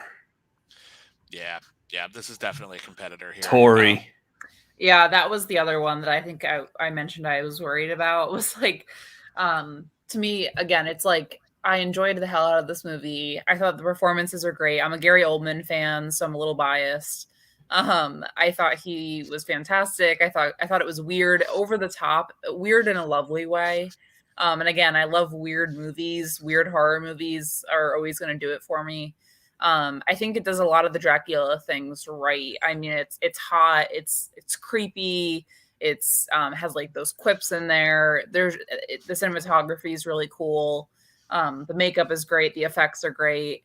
So for me, this is like an S, and that's where it gets complicated because we already have to do that. It's not supposed to be easy, is it? It's supposed to be hard. Yeah. So that's it. Then this is like. I think this is a very accessible. This is probably the most accessible Dracula movie, I would argue, because again, I think it ages really well. I think people know these actors still, like people my age, for example. Again, to show people who want to get into Dracula, what movie do you give them? I think this one is the most accessible for people. I think you don't have to have seen a lot of horror movies to watch this one. I think you'd be able to follow it pretty well. I think, it's kind of the definition of an S tier Dracula movie for me. Yeah. I would say, like, when I first watched this, I wasn't the biggest fan. But going back and watching it, I understand it has like a lot of there's a lot of things it does very well. Just taking like the simple Dracula story and making it still within the context of that time frame, but just modernizing what you can do as far as the costumes, the look, the getting the big name actors to it. I feel like that really helps step this movie up. And then you get someone like Francis Ford Coppola behind it to really back it up and give this movie some like legit ideas and names behind. Like, it really pushed it forward. I think this movie did really well, and I'm still not a huge fan of it, but I definitely can understand this being teetering between like A or S tier. The journey of this movie is really interesting to me because I was always a big fan of this movie, but I remember when it came out, reviews were, everyone agreed it looked amazing, but whether or not it was good, a lot of people thought it was more like camp. A lot of people were really distracted by Keanu's performance. Again, he's way worse than Much Ado About Nothing. Like, he's completely out of his depth in Much Ado About Nothing. That's a great movie, except for Keanu Reeves. Here, he's just like the weakest link, but he's still fine.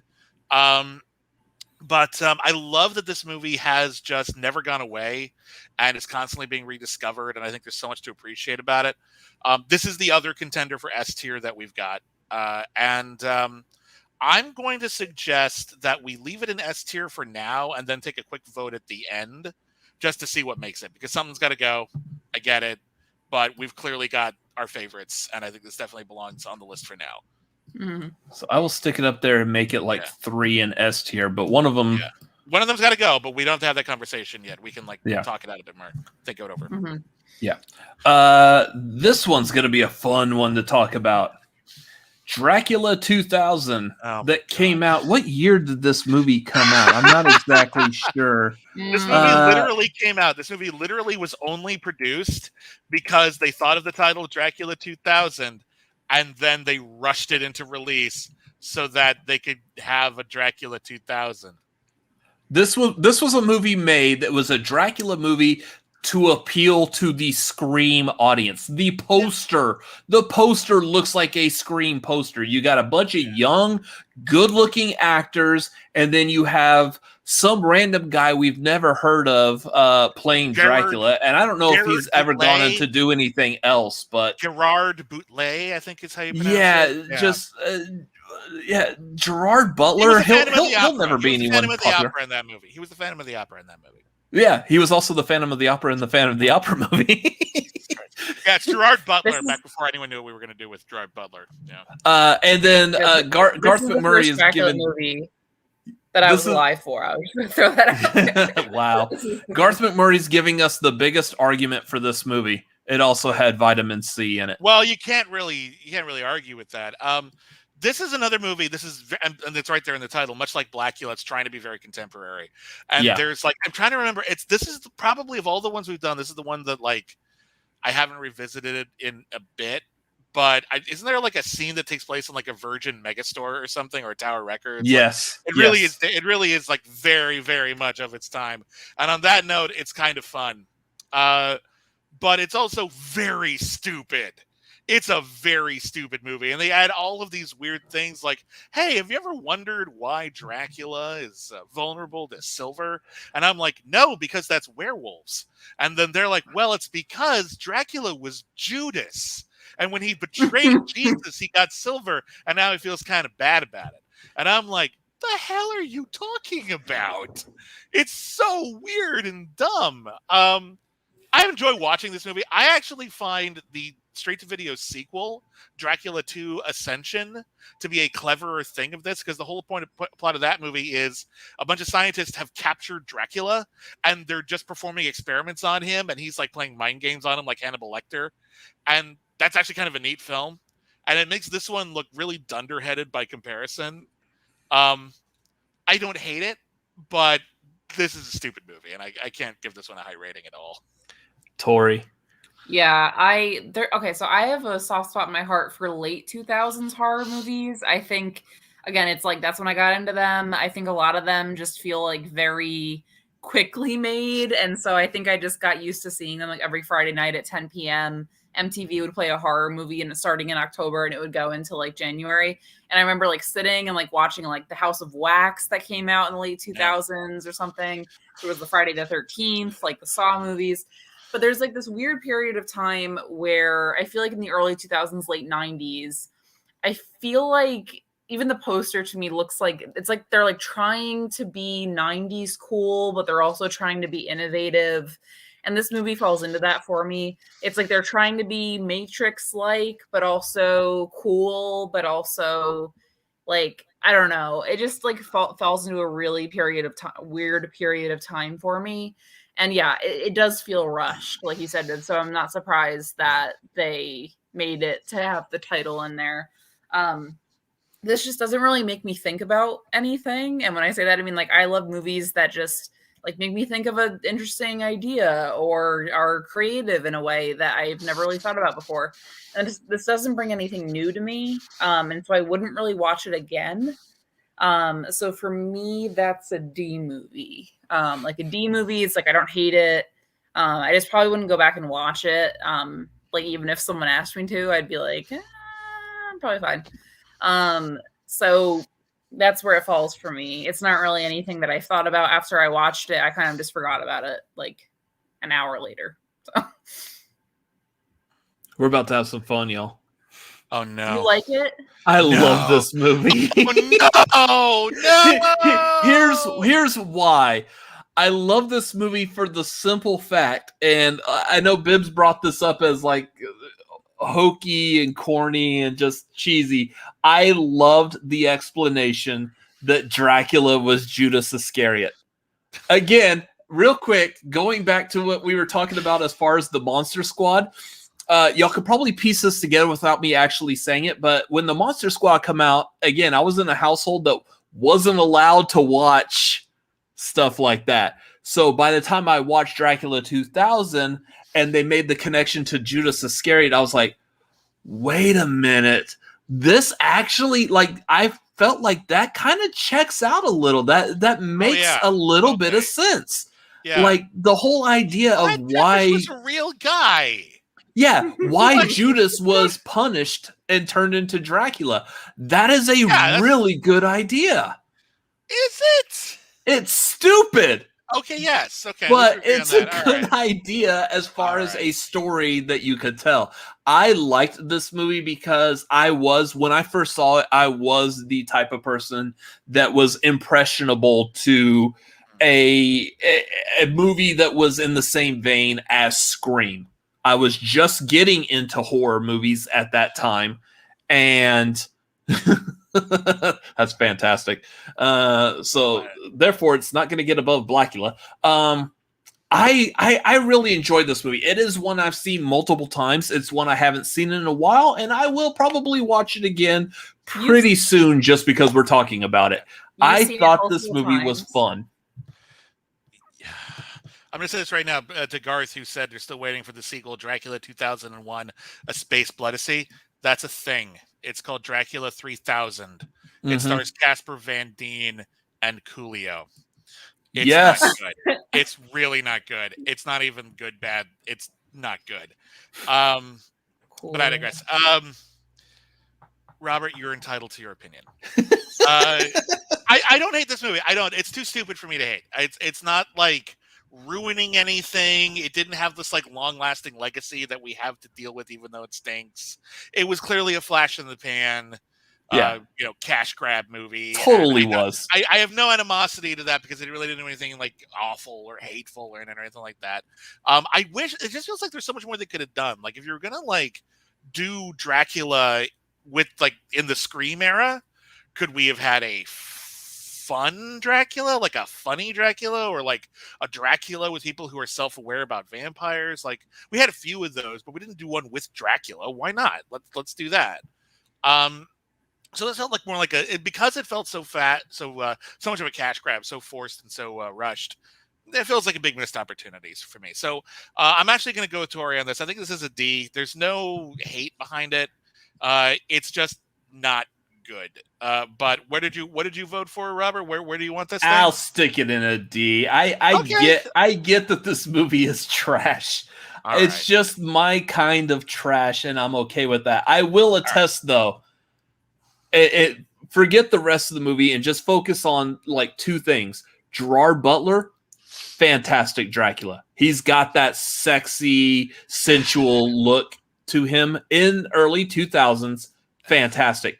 Even better, Christopher Plummer as Van Helsing. Christopher Plummer is good casting, and I'll give you that. I think Gerard Butler has the sexiness, but I don't think he understands Dracula. I don't really get that haunted vibe from him. I don't think he had like developed that as an actor yet. This idea that I'm an old soul. I don't really buy that. He was more of like a emo character from a music video, which is fine. I just don't think it's a very good take on Dracula, at least not the way he plays it. I liked his take, but I mean, if nothing else, you can't like Christopher Plummer as Van Helsing is hard to beat that. That's good casting. I'll give you that. All right, what do we got next? Oh, next, we're gonna get into speaking of Van Helsing. Yeah. You know who else was good at Van Helsing? Wolverine. Oh yeah. I have so much affection for this movie. This movie is only capitalizing off of the fact that all of a sudden, holy crap, Hugh Jackman is a big name actor. He nailed the Wolverine character. Let's give him another movie that he can just be the focus of. I think it's doing two things. I think it's trying to capitalize on two things. One, Hugh Jackman had just been a huge breakout star with the X-Men movies. Mm-hmm. He was one of the few actors who, like, literally, like, I think it was like his first feature film was Wolverine. Just instant superstar. Just boom. Clearly in America. Yeah, he's done some stuff in Australia. But like Erskine Kings and yeah. So like in America, all of a sudden, instant superstar, and he's great. I love Hugh Jackman to pieces. But also, this is also coming hot off the heels of Stephen Sommers' rebooted Mummy franchise, which was originally a Universal horror series.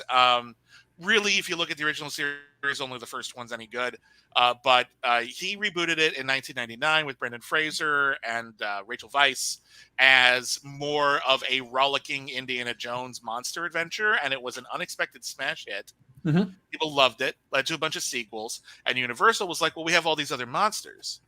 And I'll never understand why they did this. Because to me, the most obvious thing you do after The Mummy is a success isn't to make The Mummy Returns.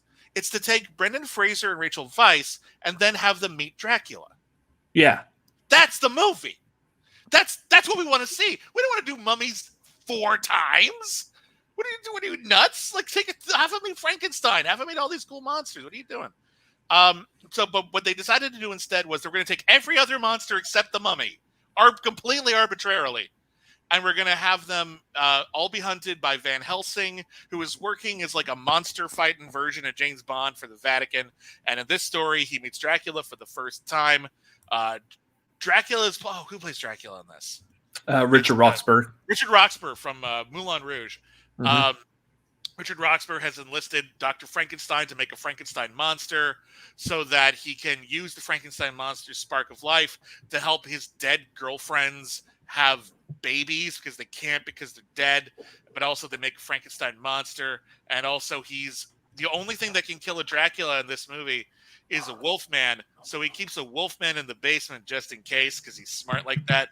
And I really like this stupid ass movie. This movie feels like Stephen Sommers was like, I'm going to take every stupid thing I liked about monsters when I was a kid, and I'm going to put it all in one movie, and no one can stop me because I made The Mummy, and they'll let me do whatever the hell I want. And even if I never get to make another movie again, it's all in here. And I find that infectious. I really do. It's not a smart movie. It's not a particularly thoughtful or meaningful or emotional movie, but it's got so much neat stuff. And like the monster design is neat and the costumes are so cool. Kate Beckinsale looks amazing in this movie. It's an underwritten character, but she sells it right. She's got all like that. She feels like an action figure come to life. She's a great superhero. I have a lot of fun with this. It's a stupid movie, but I have a lot of fun with this.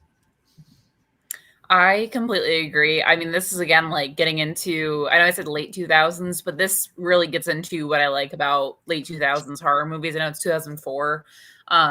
But to me, it's just like, yeah, it's just stupid, dumb fun. I go into this. I think Van Helsing himself, I find is a really interesting character. I thought the performance was great. I thought it was fun.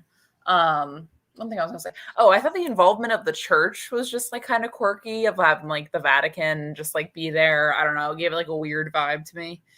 I was gonna say something else too about it. Oh, people saying before being sympathetic with Van Helsing as a character. I wanted to touch back on because I do think in a way Van Helsing is supposed to represent like humans, like humanity. Like he's very brash.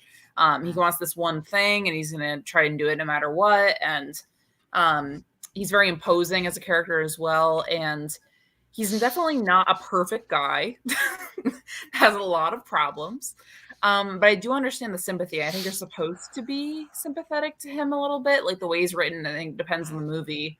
But I think at the end of the day, the baseline is Dracula is a scary monster, and there's this man that's trying to stop him. And it's like, so there's a part of you, the kid part of you, I think, is just like, wow, like this man is going to come and save everyone. He's going to come and do it.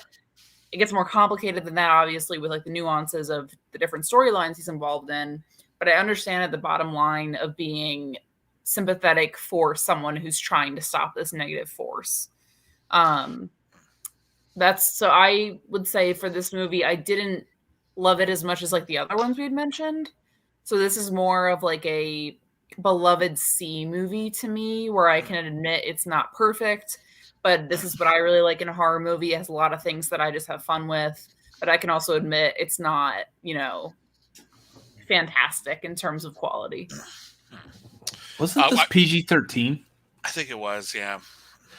This was one of those movies. I will call this it started like in 2000s, like roughly around the time of Dracula 2000. While I feel like Dracula 2000 was leaning more towards like emulating Scream, there was a whole nother section of horror movies that I feel like really kind of started around the time of Van Helsing and kind of still continues today, because I feel like not so much like Blade Trinity that we're about to talk about, but more akin to Dracula Untold that we're going to get to also. More action oriented, more comic book. I kind of refer to it as the entire movie is a bunch of very popular actors in cosplay.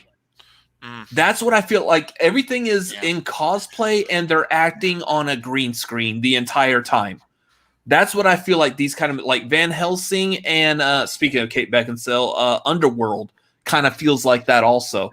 It's not to be taken seriously, even though they were like trying to make it serious. But then after the movie gets made, it just falls into this mold of like, well, it's live action figures. That's what it kind of feels like. It's kind of like for kids. This movie was made to sell toys. It was. That's totally true. That's what I kind of feel like Van Helsing falls into. So it's a part of like that. And a lot of things I hadn't even thought about until y'all were mentioning them now, especially the like, hey, the Mummy was popular. Let's capitalize on the popularity of Mummy and just stick all the other Universal monsters in one movie. Let's get that Stephen Sommers guy who directed Mummy to direct this one also. That was successful. Seems like a slam dunk, right? Yeah, you would think. Oh, and then we'll get that Wolverine guy who was really popular in X-Men. Let's get him. And is there a hot chick? Can we get a hot chick in here? Kate Beckinsale? Yeah, I don't know who she is, but yes, she looks good. Stick her in there. She is more than a hot chick. No, at the time. I'm going to say this right now. Before she started doing like the Underworld movies and stuff like that, Kate Beckinsale was actually an up-and-coming, more of a serious actress in the late 90s. So there may have... Listen, I totally believe that some Hollywood producer was like literally only looking for sex appeal. Yeah. I would buy that, but Kate Beckinsale deserves better than that. I'm gonna throw that. Yeah. No, she's definitely a good actress, but at the time, that's what it feels like. Yeah. It feels like they just like, oh, she's pretty. Put her in here. Like she's not asked to do a lot here. She's asked to no a lot of it, and that's a shame. And it's a movie where there's a lot of characters and everyone's part is underwritten. It is a sumptuous feast. It looks amazing. But I agree with all of this. It's a stupid movie, but I think it's got a fun energy. It feels like we're selling action figures, but it feels like Stephen Sommers is playing with action figures. And we're just sort of watching his mind work. And I think that's kind of kind of infectious and fun. So I have a lot of fun with it, but yeah, it's not great. And I think a C is a perfectly fair place to put it. I might, if it were just me, I might put it in a B, but yeah, and let's be honest here, as much as I enjoy the movie, the best part of the movie isn't Dracula. Richard Roxburgh, I think, is fun. I think he's camping it up. I think he's having a lot of fun, but he's not the world's greatest Dracula by any stretch of the imagination. He's overacting and having a good time, but it's not the best. I'm gonna go this far with it. I will actually put it at a C, but I will put it above Monster Squad. Ooh, I don't know if I can do that. Okay. C has become the place where all the movies I like and no one else did go. And that's I can live with that. Again, let's clarify. Like as we approach the end, we're not saying that these movies are unwatchable. Of course not. I mean, I will go back and watch Van Helsing again. I will definitely go back and watch Dracula 2000. Let's just move on. And cut it. Oh, I do want to say actually one real quick thing because we're not really going to get another chance on this list. We've talked a lot about Dracula. We've mentioned almost nothing about Van Helsing, who's usually comes part and parcel. Yeah. Hugh Jackman is more of the action-oriented Van Helsing. I'm a big fan of the Anthony Hopkins, like playing Herbert Lom in the Pink Panther movies comedy version. But that's something I probably should have mentioned, by the way, in the horror of Dracula or just Dracula from 1958. Peter Cushing is the ultimate Van Helsing. No one's come close. And that's another thing that keeps that movie quite elevated for me is that is also a very sexy but very erudite and very proper Van Helsing. And I think that's a really, really good version of the character. So it's like a good trait for him in that. Yeah, I definitely need to go back and watch that. Yeah. The other movie in 2004 that had, did it have Dracula in it? Let's talk about that. Oh my God. Okay, so they did 2 Blade movies. Both were pretty good. The first 3 Blade movies, by the time we had Trinity, I mean. Oh, okay. By the time, before Trinity came out, we had 2 Blade movies. The first Blade, unexpected success. And the unexpected success of that movie led other producers who had already purchased the rights to many Marvel comics to go, oh, we can make money off of that. We should do, what do we got? X-Men? Let's do X-Men. Oh, we got Spider-Man? Let's do Spider-Man. Thank you, Bibbs. I love when people appropriate the right comic book movie for starting the whole revitalization. We wouldn't have Blade if we didn't have Batman. We wouldn't have Batman if we hadn't had Superman. All of that stuff is true. But Blade is an incredibly important movie, even though it's basically like a 3.5-star action movie. But it's very, very good. Guillermo del Toro came in. The movie doesn't make a lot of sense, but it's got awesome monsters and fights. Blade 2 kicks ass. And then David Goyer, who had written the first 2 movies, finally got a chance to step behind the camera. And there were a lot of different versions of this movie that were pitched. Like totally different stories that were almost told in Blade 3. And what they settled on was like a weird mishmash of a whole bunch of them. So you've got Blade leading up a new team of younger human vampire killers called the Night Stalkers, led by Jessica Biel and Ryan Reynolds. And you also have Blade versus Dracula, played by, and I would kill to know how this happened, Dominic Purcell from Prison Break. I like Dominic Purcell. I think when he's well cast, he's great. Yeah. He is easily the worst Dracula we have on our list. He is an awful Dracula. He is just, there's no presence, there's no gravitas, there's very little threat. The only thing that he does in this movie that I like is that one bit where he like kills everybody in a Hot Topic. Like that's the one bit that's kind of funny where he goes through a Hot Topic like, you've done what with my legacy? It just kills everybody. But this movie stinks out loud. And for me, the worst part, Dracula-wise, is how they've been building up. He's like the first vampire. He's the greatest vampire of all. He's the toughest vampire we've ever seen. There's no one greater than Dracula. And then when Blade first meets him, what's the first thing Dracula does? He runs away. That's the first thing he does. You want him to beat up Blade, and then Blade barely gets away. And like, oh God, what a great threat. No, Dracula's afraid of Blade. First time they meet. You ruined it. It's terrible. Terrible movie. Not even the presence of the illustrious Parker Posey can save this film. Oh, she was terrible in this movie. But she's good terrible, you know? She's fun terrible. So for me, Parker Posey can do no wrong for me, but I digress. This is not a fun bad vampire movie. This is not a good bad vampire movie. This is just a bad Blade movie and a bad Dracula movie. I'm not a fan. So real quick, I will go back and touch upon the comic book origins of where some of the ideas of this movie came from. The Night Stalkers were a group of vampire hunters made up of Hannibal King, which is Ryan Reynolds' character in this movie, not Deadpool, as you may think if you watched this movie. Playing exactly the way he played Deadpool. Exactly, yeah. Then it's also made up of Frank Drake, who we mentioned in the Tomb of Dracula cartoon, that Frank Drake is apparently a descendant of Dracula, and now he's a vampire hunter. And then the third main member of the Night Stalkers was Dracula. Like, apparently Dracula just hates his own kind, and he's a member of the vampire hunting club also. That's hilarious. This movie, now you know that. Now let's go back and talk about this movie, in which case, the beginning of this movie, Parker Posey is the head of this like little faction of vampires that also includes Triple H for some weird-ass reason. And a vampire Pomeranian. Yeah. And that her clan is trying to find the remains of the original Dracula, who is Dominic Purcell. They raise him from the dead. And then they say that he's actually referred to as Drake, as in Frank Drake, the vampire hunter from the original Tomb of Dracula comics. You've completely screwed the actual storyline that the comics were coming from with this. Let's be honest. I think it's fair to say that the original comics is based on weren't Shakespeare, but it's also like, why bother? Why don't you just name them what they're named? It's really arbitrary and weird.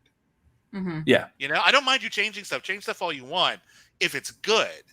But if it's just arbitrary, what's the point? Yeah. So that's the comic book background. Tori, what were your thoughts of this movie? Or go ahead and share what you... I saw bits and pieces of it. I haven't actually seen the full thing. I saw it on TV a lot growing up, and again, like the time period just matches with when I was getting into horror movies of when it was on. I haven't seen the original Blade. So that's an interesting thing that I go into watching this movie. It doesn't do a ton for me.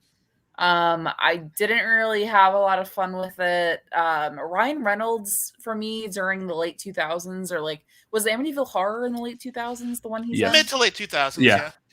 I want to say it was 2011. Like he was finding himself still. Like, his acting to me has just like I don't want to say matured. I think he still falls into tropes. Especially with his comedy. But like, I do think he feels a lot more confident to me now. And in this time, it just feels a bit unsteady. And I think a lot of the other actors in this feel similar to me. The Ryan Reynolds Amityville Horror was 2005. Yeah. Okay. So, and what year was this one? What year was Blade? This was 2004. So same vibe for me of like, he's just he's figuring himself out. And I didn't think his acting was stellar in this. To me, there's nothing really particularly memorable about this that I can think of off the top of my head. I would put it in the same realm as like a D movie. It didn't offend me. It didn't. I don't think there was anything atrocious in this that would, take away from another film or ideas in here that were like sinister in any way. So to me, it's not full of hate. It's just, it didn't do a lot for me. It wouldn't be what I would put on if I wanted to watch a vampire movie at any point. So for me, it's a D. And honestly, like, that's where I'm at too. Like, I'm not really offended by it. For me, there's a general lack of competence in this film that is the worst of all. And as a result, as stupid as something like Dracula 2000 is, I would rather watch that than Blade Trinity. So for me, this is an F.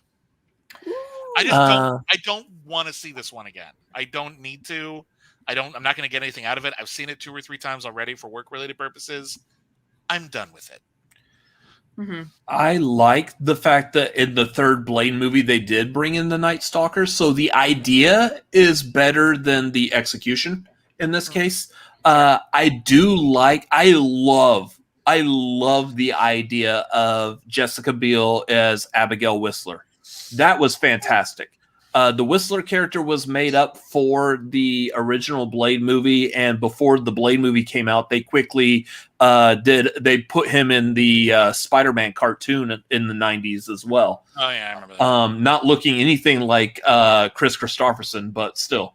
They were trying to capitalize on getting kids to go see the 1998 Blade movie that is just full of violence and gore and stuff. But I do like Jessica Biel in Blade Trinity. I do like Ryan Reynolds in it. But now you look back on it, now that you've seen where Ryan Reynolds has gone with his career, it is basically proto Deadpool is what he's playing in this movie. And proto Deadpool is pretty much all he's really been good at. With the exception of a couple of good serious roles, for the most part, that's what he is known for. He's got a niche, yeah.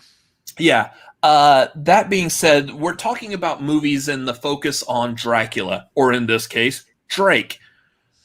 I think Dracula was absolutely terrible in this movie. Every single iteration of Dracula that we have had on this tier list so far are head and shoulders above the Drake crap that we got in this movie.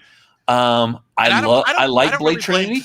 I don't really blame Dominic Purcell, by the way. He's just really miscast. Yeah. He's just definitely not his wheelhouse. I don't know what they were going for, but yeah. I like Blade Trinity. It's a guilty pleasure. There's definitely some stuff on it I don't like. There's definitely lines that Parker Posey says that I can't stand.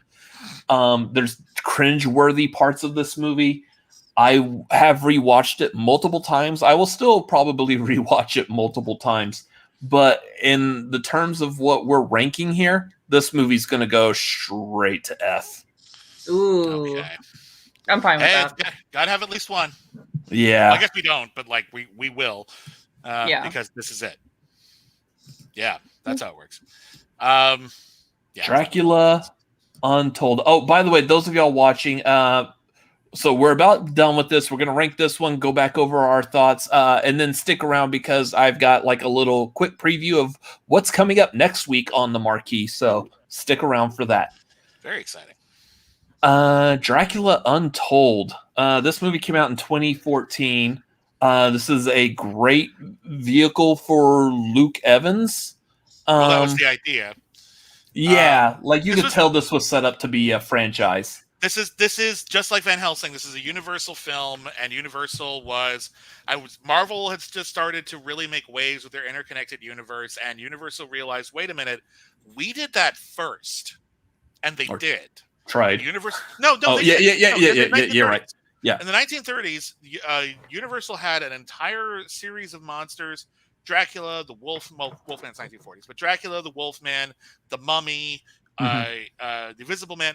They had all of these classic characters. They all had major franchises, and in the 40s, they started to have them overlap in movies like Frankenstein Meets the Wolfman or the Abbott and Costello's. Abbott and Costello. Oh my God. Abbott and Costello Meet Frankenstein. It's kind of slow to get going, but by the end of it, when the Wolfman is chasing Bela Lugosi through a castle and Bela Lugosi throws his shoe at it, that's the funniest thing I think I've ever seen in a movie, is Bela Lugosi throwing a shoe at the Wolfman. I don't know why. It's just a funny damn thing. But regardless, they had done this. They had done interconnected who's going to beat who in a fight, larger-than-life fantasy creature stuff. So they're like, well, let's just do it again. Not a bad idea. Problem is, they never really figured out what they had, and they still haven't. So every attempt that they've had to jumpstart this has gone really bad. Van Helsing, again, it's fun, but they kind of blew it all in one go. There really wasn't anything left to work with after that movie anyway. Mm-hmm. And then Dracula Untold, we'll get to that in a second. And then with the Mummy, it was an action movie that had nothing to do with mummies. They're monsters. They're scary monsters. Let them be monsters. So their idea for Dracula Untold is, here is the origin of Dracula, with Luke Evans as the heroic Vlad the Impaler, and how he borrows supernatural energy from an evil dude. And then, however, a bunch of bad shit happens, and then he ends up becoming a real-life monster, and he kills a whole lot of people, and it's really sad, and it ends with a sequel tease that we'll never get to. There's, like, the production's kind of cool and big, and I respect that. I like throwing money at a Dracula movie. Always do that, please. But nothing about this movie connects. The drama is awkward and stilted. I like Luke Evans. I think he could have made a fine Dracula in another film, but he's not given anything meaningful to work with here. Nothing else about the movie makes a big impression on me. This is very, very forgettable. And I remember when it came out, every critic left the theater for this movie. And we were just like, well, that should have stayed untold, huh? And that's where I'm still at with it. I don't think it's particularly interesting. I completely agree. I think so when I went and watched this movie again for this listing, and I went and I Googled about it, because usually with movies I like to just research about it and figure out kind of just context and what other people think about it after the fact. Especially with Lamb. That's what I'm doing right now, is just going down Lamb rabbit holes, to figure out what all right, we're just gonna stop that right there. Okay. It'll continue on Tagline all Wednesday, I guarantee. Just so I went and watched this, and yeah, I just think of this as there's these weird action movies. This is an action movie. I mean, which Dracula at its baseline has action in it, but it's not a toting action movie. It's meant to be haunting. Those horror elements I feel are really missing here. There's gore, but to me it still stands as more of an underworld action movie, and I'm not a big fan of those in general. They feel very clunky to me and very not grounded. I have a hard time watching them, and for this one it just there's not much that's memorable. I think it moved very far away from Dracula as we know him, and I'm not usually someone who has to have things stick with the I'm trying to think of the wording, has to stick with the canon. Yeah, I'm usually fine with experimenting. I'm the worst it can do is I'm just not going to watch it anymore, and I'll just stick to what I like. It's it's not going to hurt me. But to me, this is just not a Dracula movie. I mean, technically is, but his essence isn't here for me. Yeah, I'm saying I'm with you. I agree. I think it's if you're going to change something, there needs to be a good reason to change it. If you're doing an adaptation, and here I don't see a reason for this. It's weird. Yeah, to me, it's this is an action movie that could have just not been called Dracula and could have just been something a little else, and it would have been fine. And I think they used the Dracula title obviously because it's well known. So yeah, for me, this is not memorable. I wouldn't go and watch it. It's more of an action movie to me. It's not haunting. It doesn't stick with me in the same way the other Dracula movies we talked about has. So I would give it a D or an F for me. Probably an F. Yeah, I'm at an F with this too. Yeah.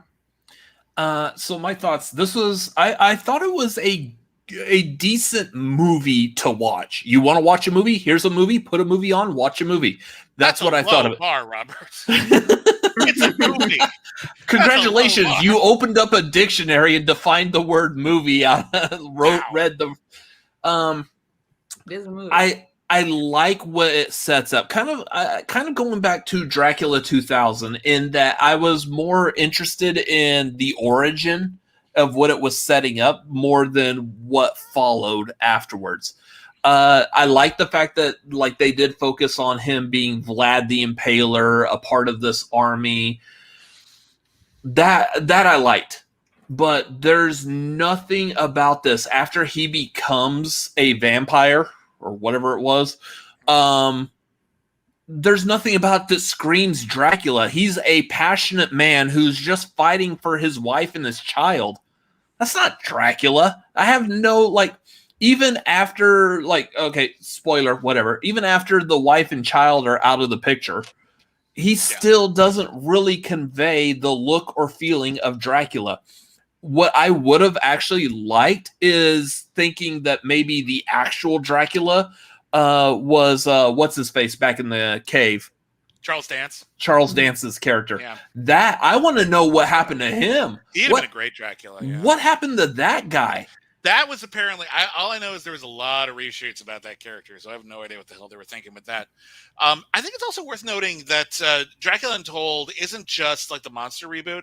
This was also one of the films that was clearly trying to play off of the success of Batman Begins. And the whole idea of Batman Begins was, Yeah. here's a character you know, here's how they became that character, and then at the end of the movie, they'll be the fully formed version of this thing, and then we'll be able to do the stories that you're more familiar with. And it's a way to take a familiar character, do something a little less familiar, and that seems like a slam dunk, but it's actually not. And the reason why Batman Begins works is because halfway through the movie, he's Batman. Mm-hmm. You can't save Batman to the last scene. You have to get him where the audience wants him to go eventually.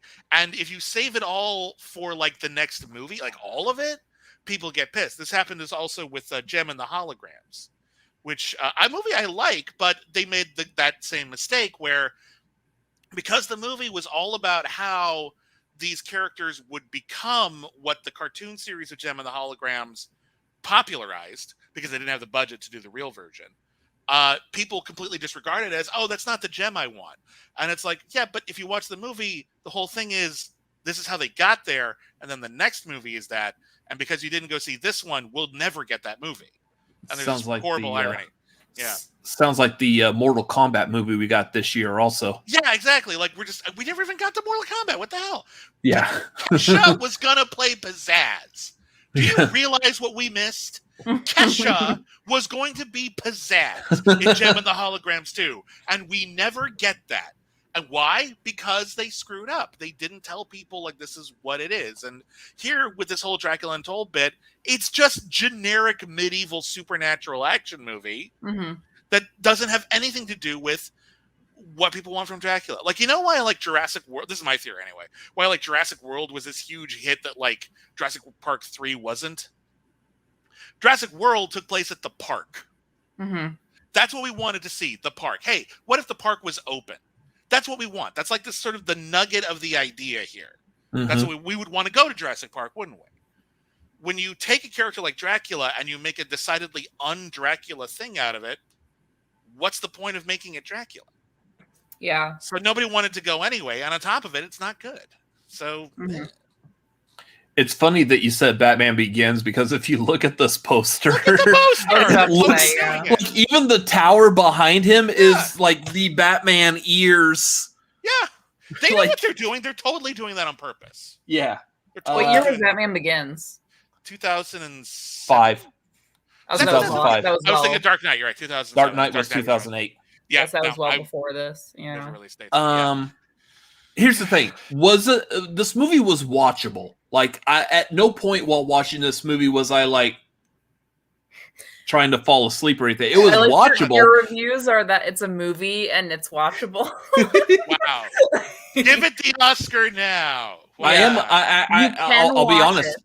I'm a fanatic of the cinema. I'm just saying. I like movies.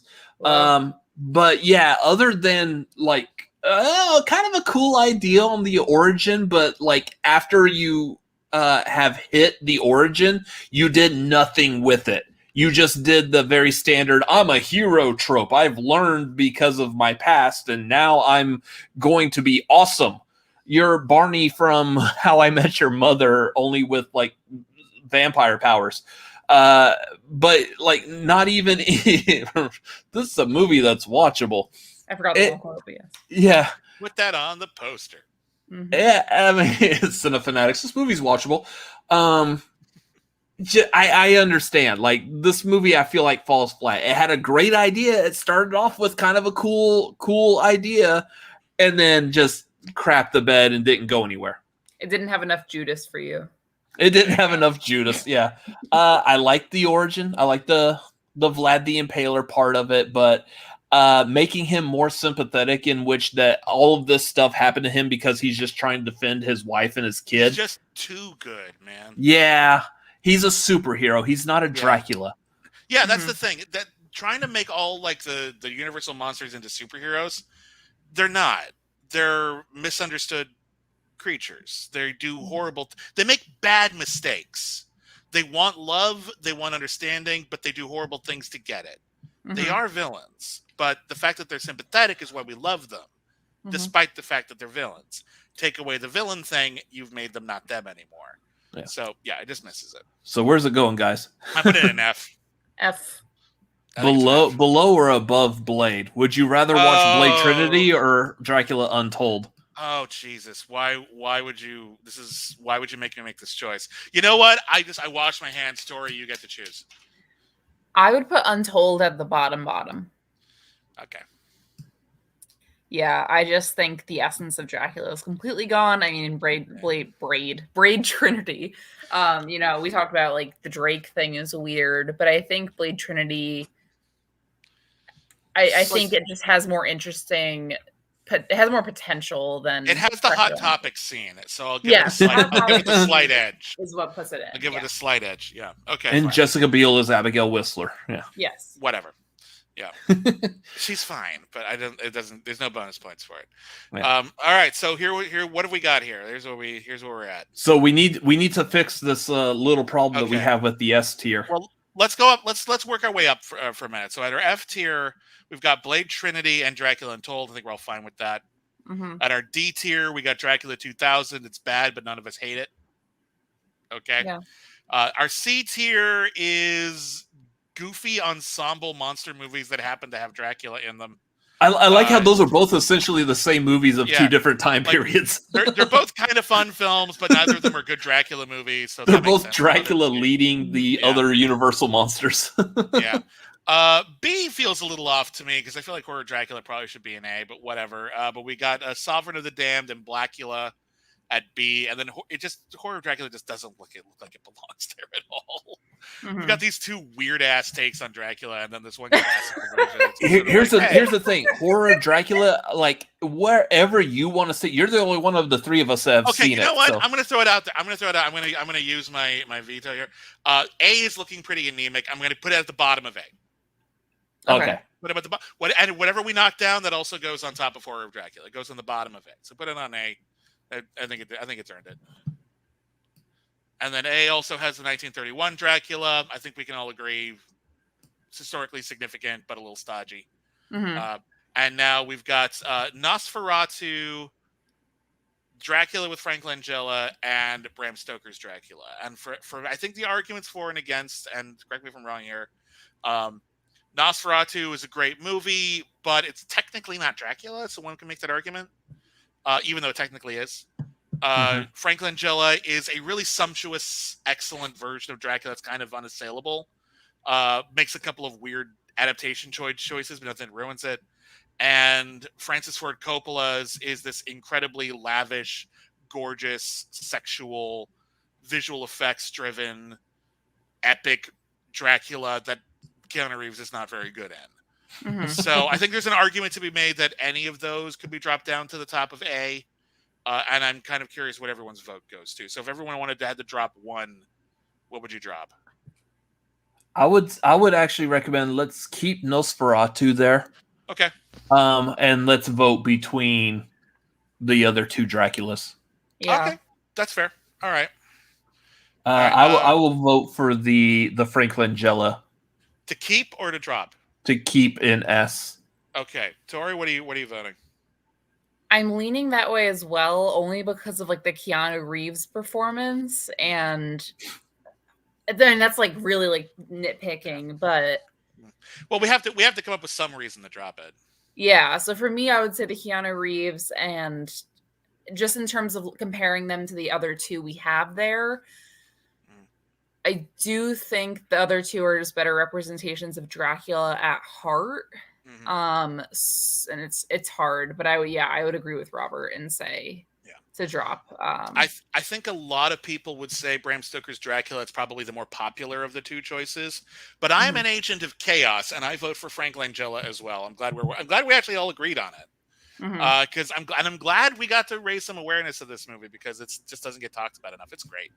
Yeah. Mm-hmm. Yeah. So we're dropping. Look at us. Look at us. So there you go, guys. That is our official tier ranking of these Dracula movies.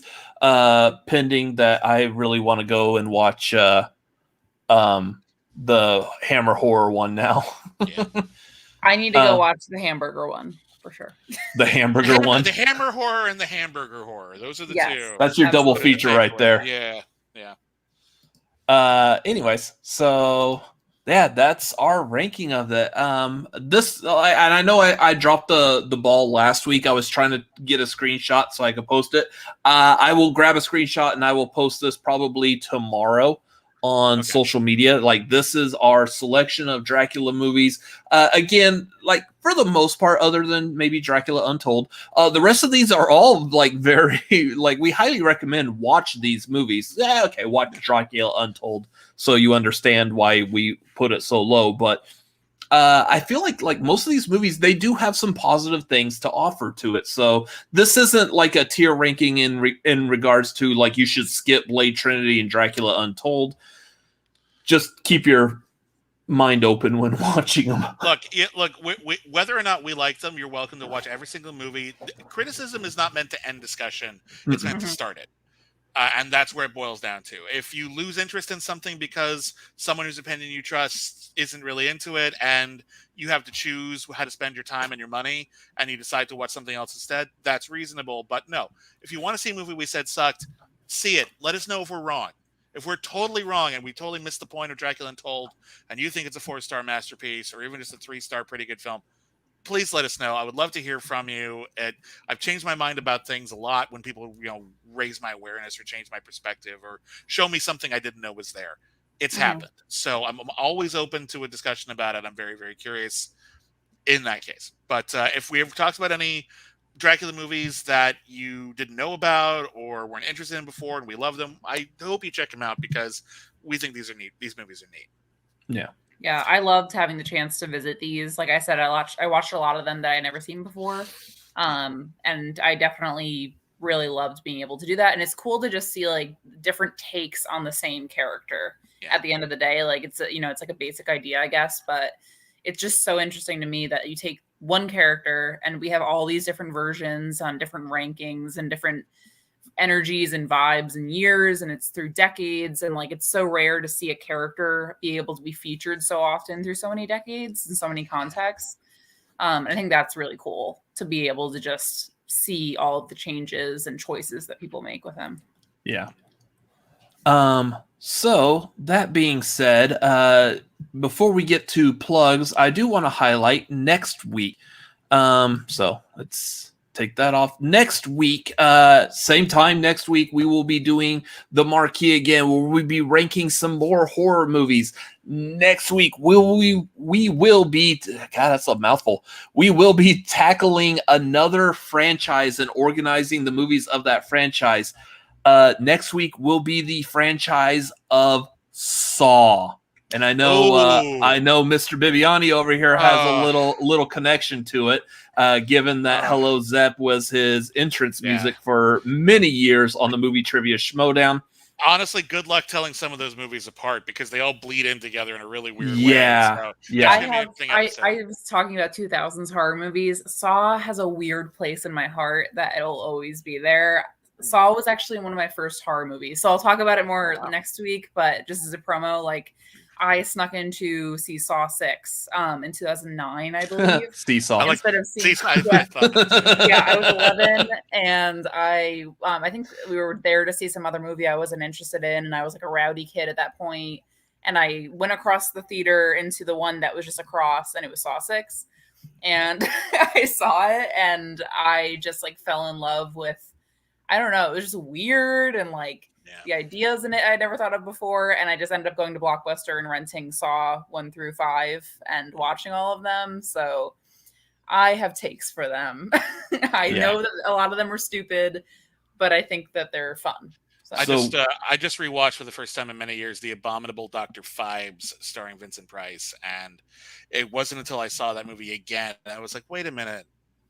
James Wan and Lee Whannell love this movie because there is so much of this in Saw. And I just, maybe want to rewatch the whole series again. I love the Saw movie. Well, maybe not the last two, but I love the Saw movie. So we will be doing that next week with our special guest. Joining us will be Mr. Andres Gallego. So we're gonna have Hey! a lot of fun with that one next week. I am eager for Saw because, yeah, like y'all said, I'm a big fan of like some good gory horror movies, and we're getting close to Halloween, and if it's Halloween, it must be Saw. So I remember that tagline. yeah. That So that being said, that's gonna do it for the Marquee tonight, Mr. Bibbiani. What would you like to plug? Oh, okay. So, hey, everybody. If you're new, I host the Critically Acclaimed Network. It's a series of podcasts hosted by myself and Whitney Seibold, my co-host. We have a whole network of shows on various streaming services or podcasting services. Critically Acclaimed, review new movies. We've Got Mail. We answer listener mail and talk or debate topics, whatever you want to bring up.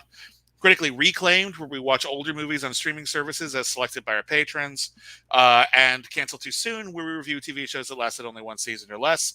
We also have that Patreon, patreon.com/critically acclaimed network. We have a lot of exclusive shows there, including all our yesterdays. We're reviewing every single episode of Star Trek in order.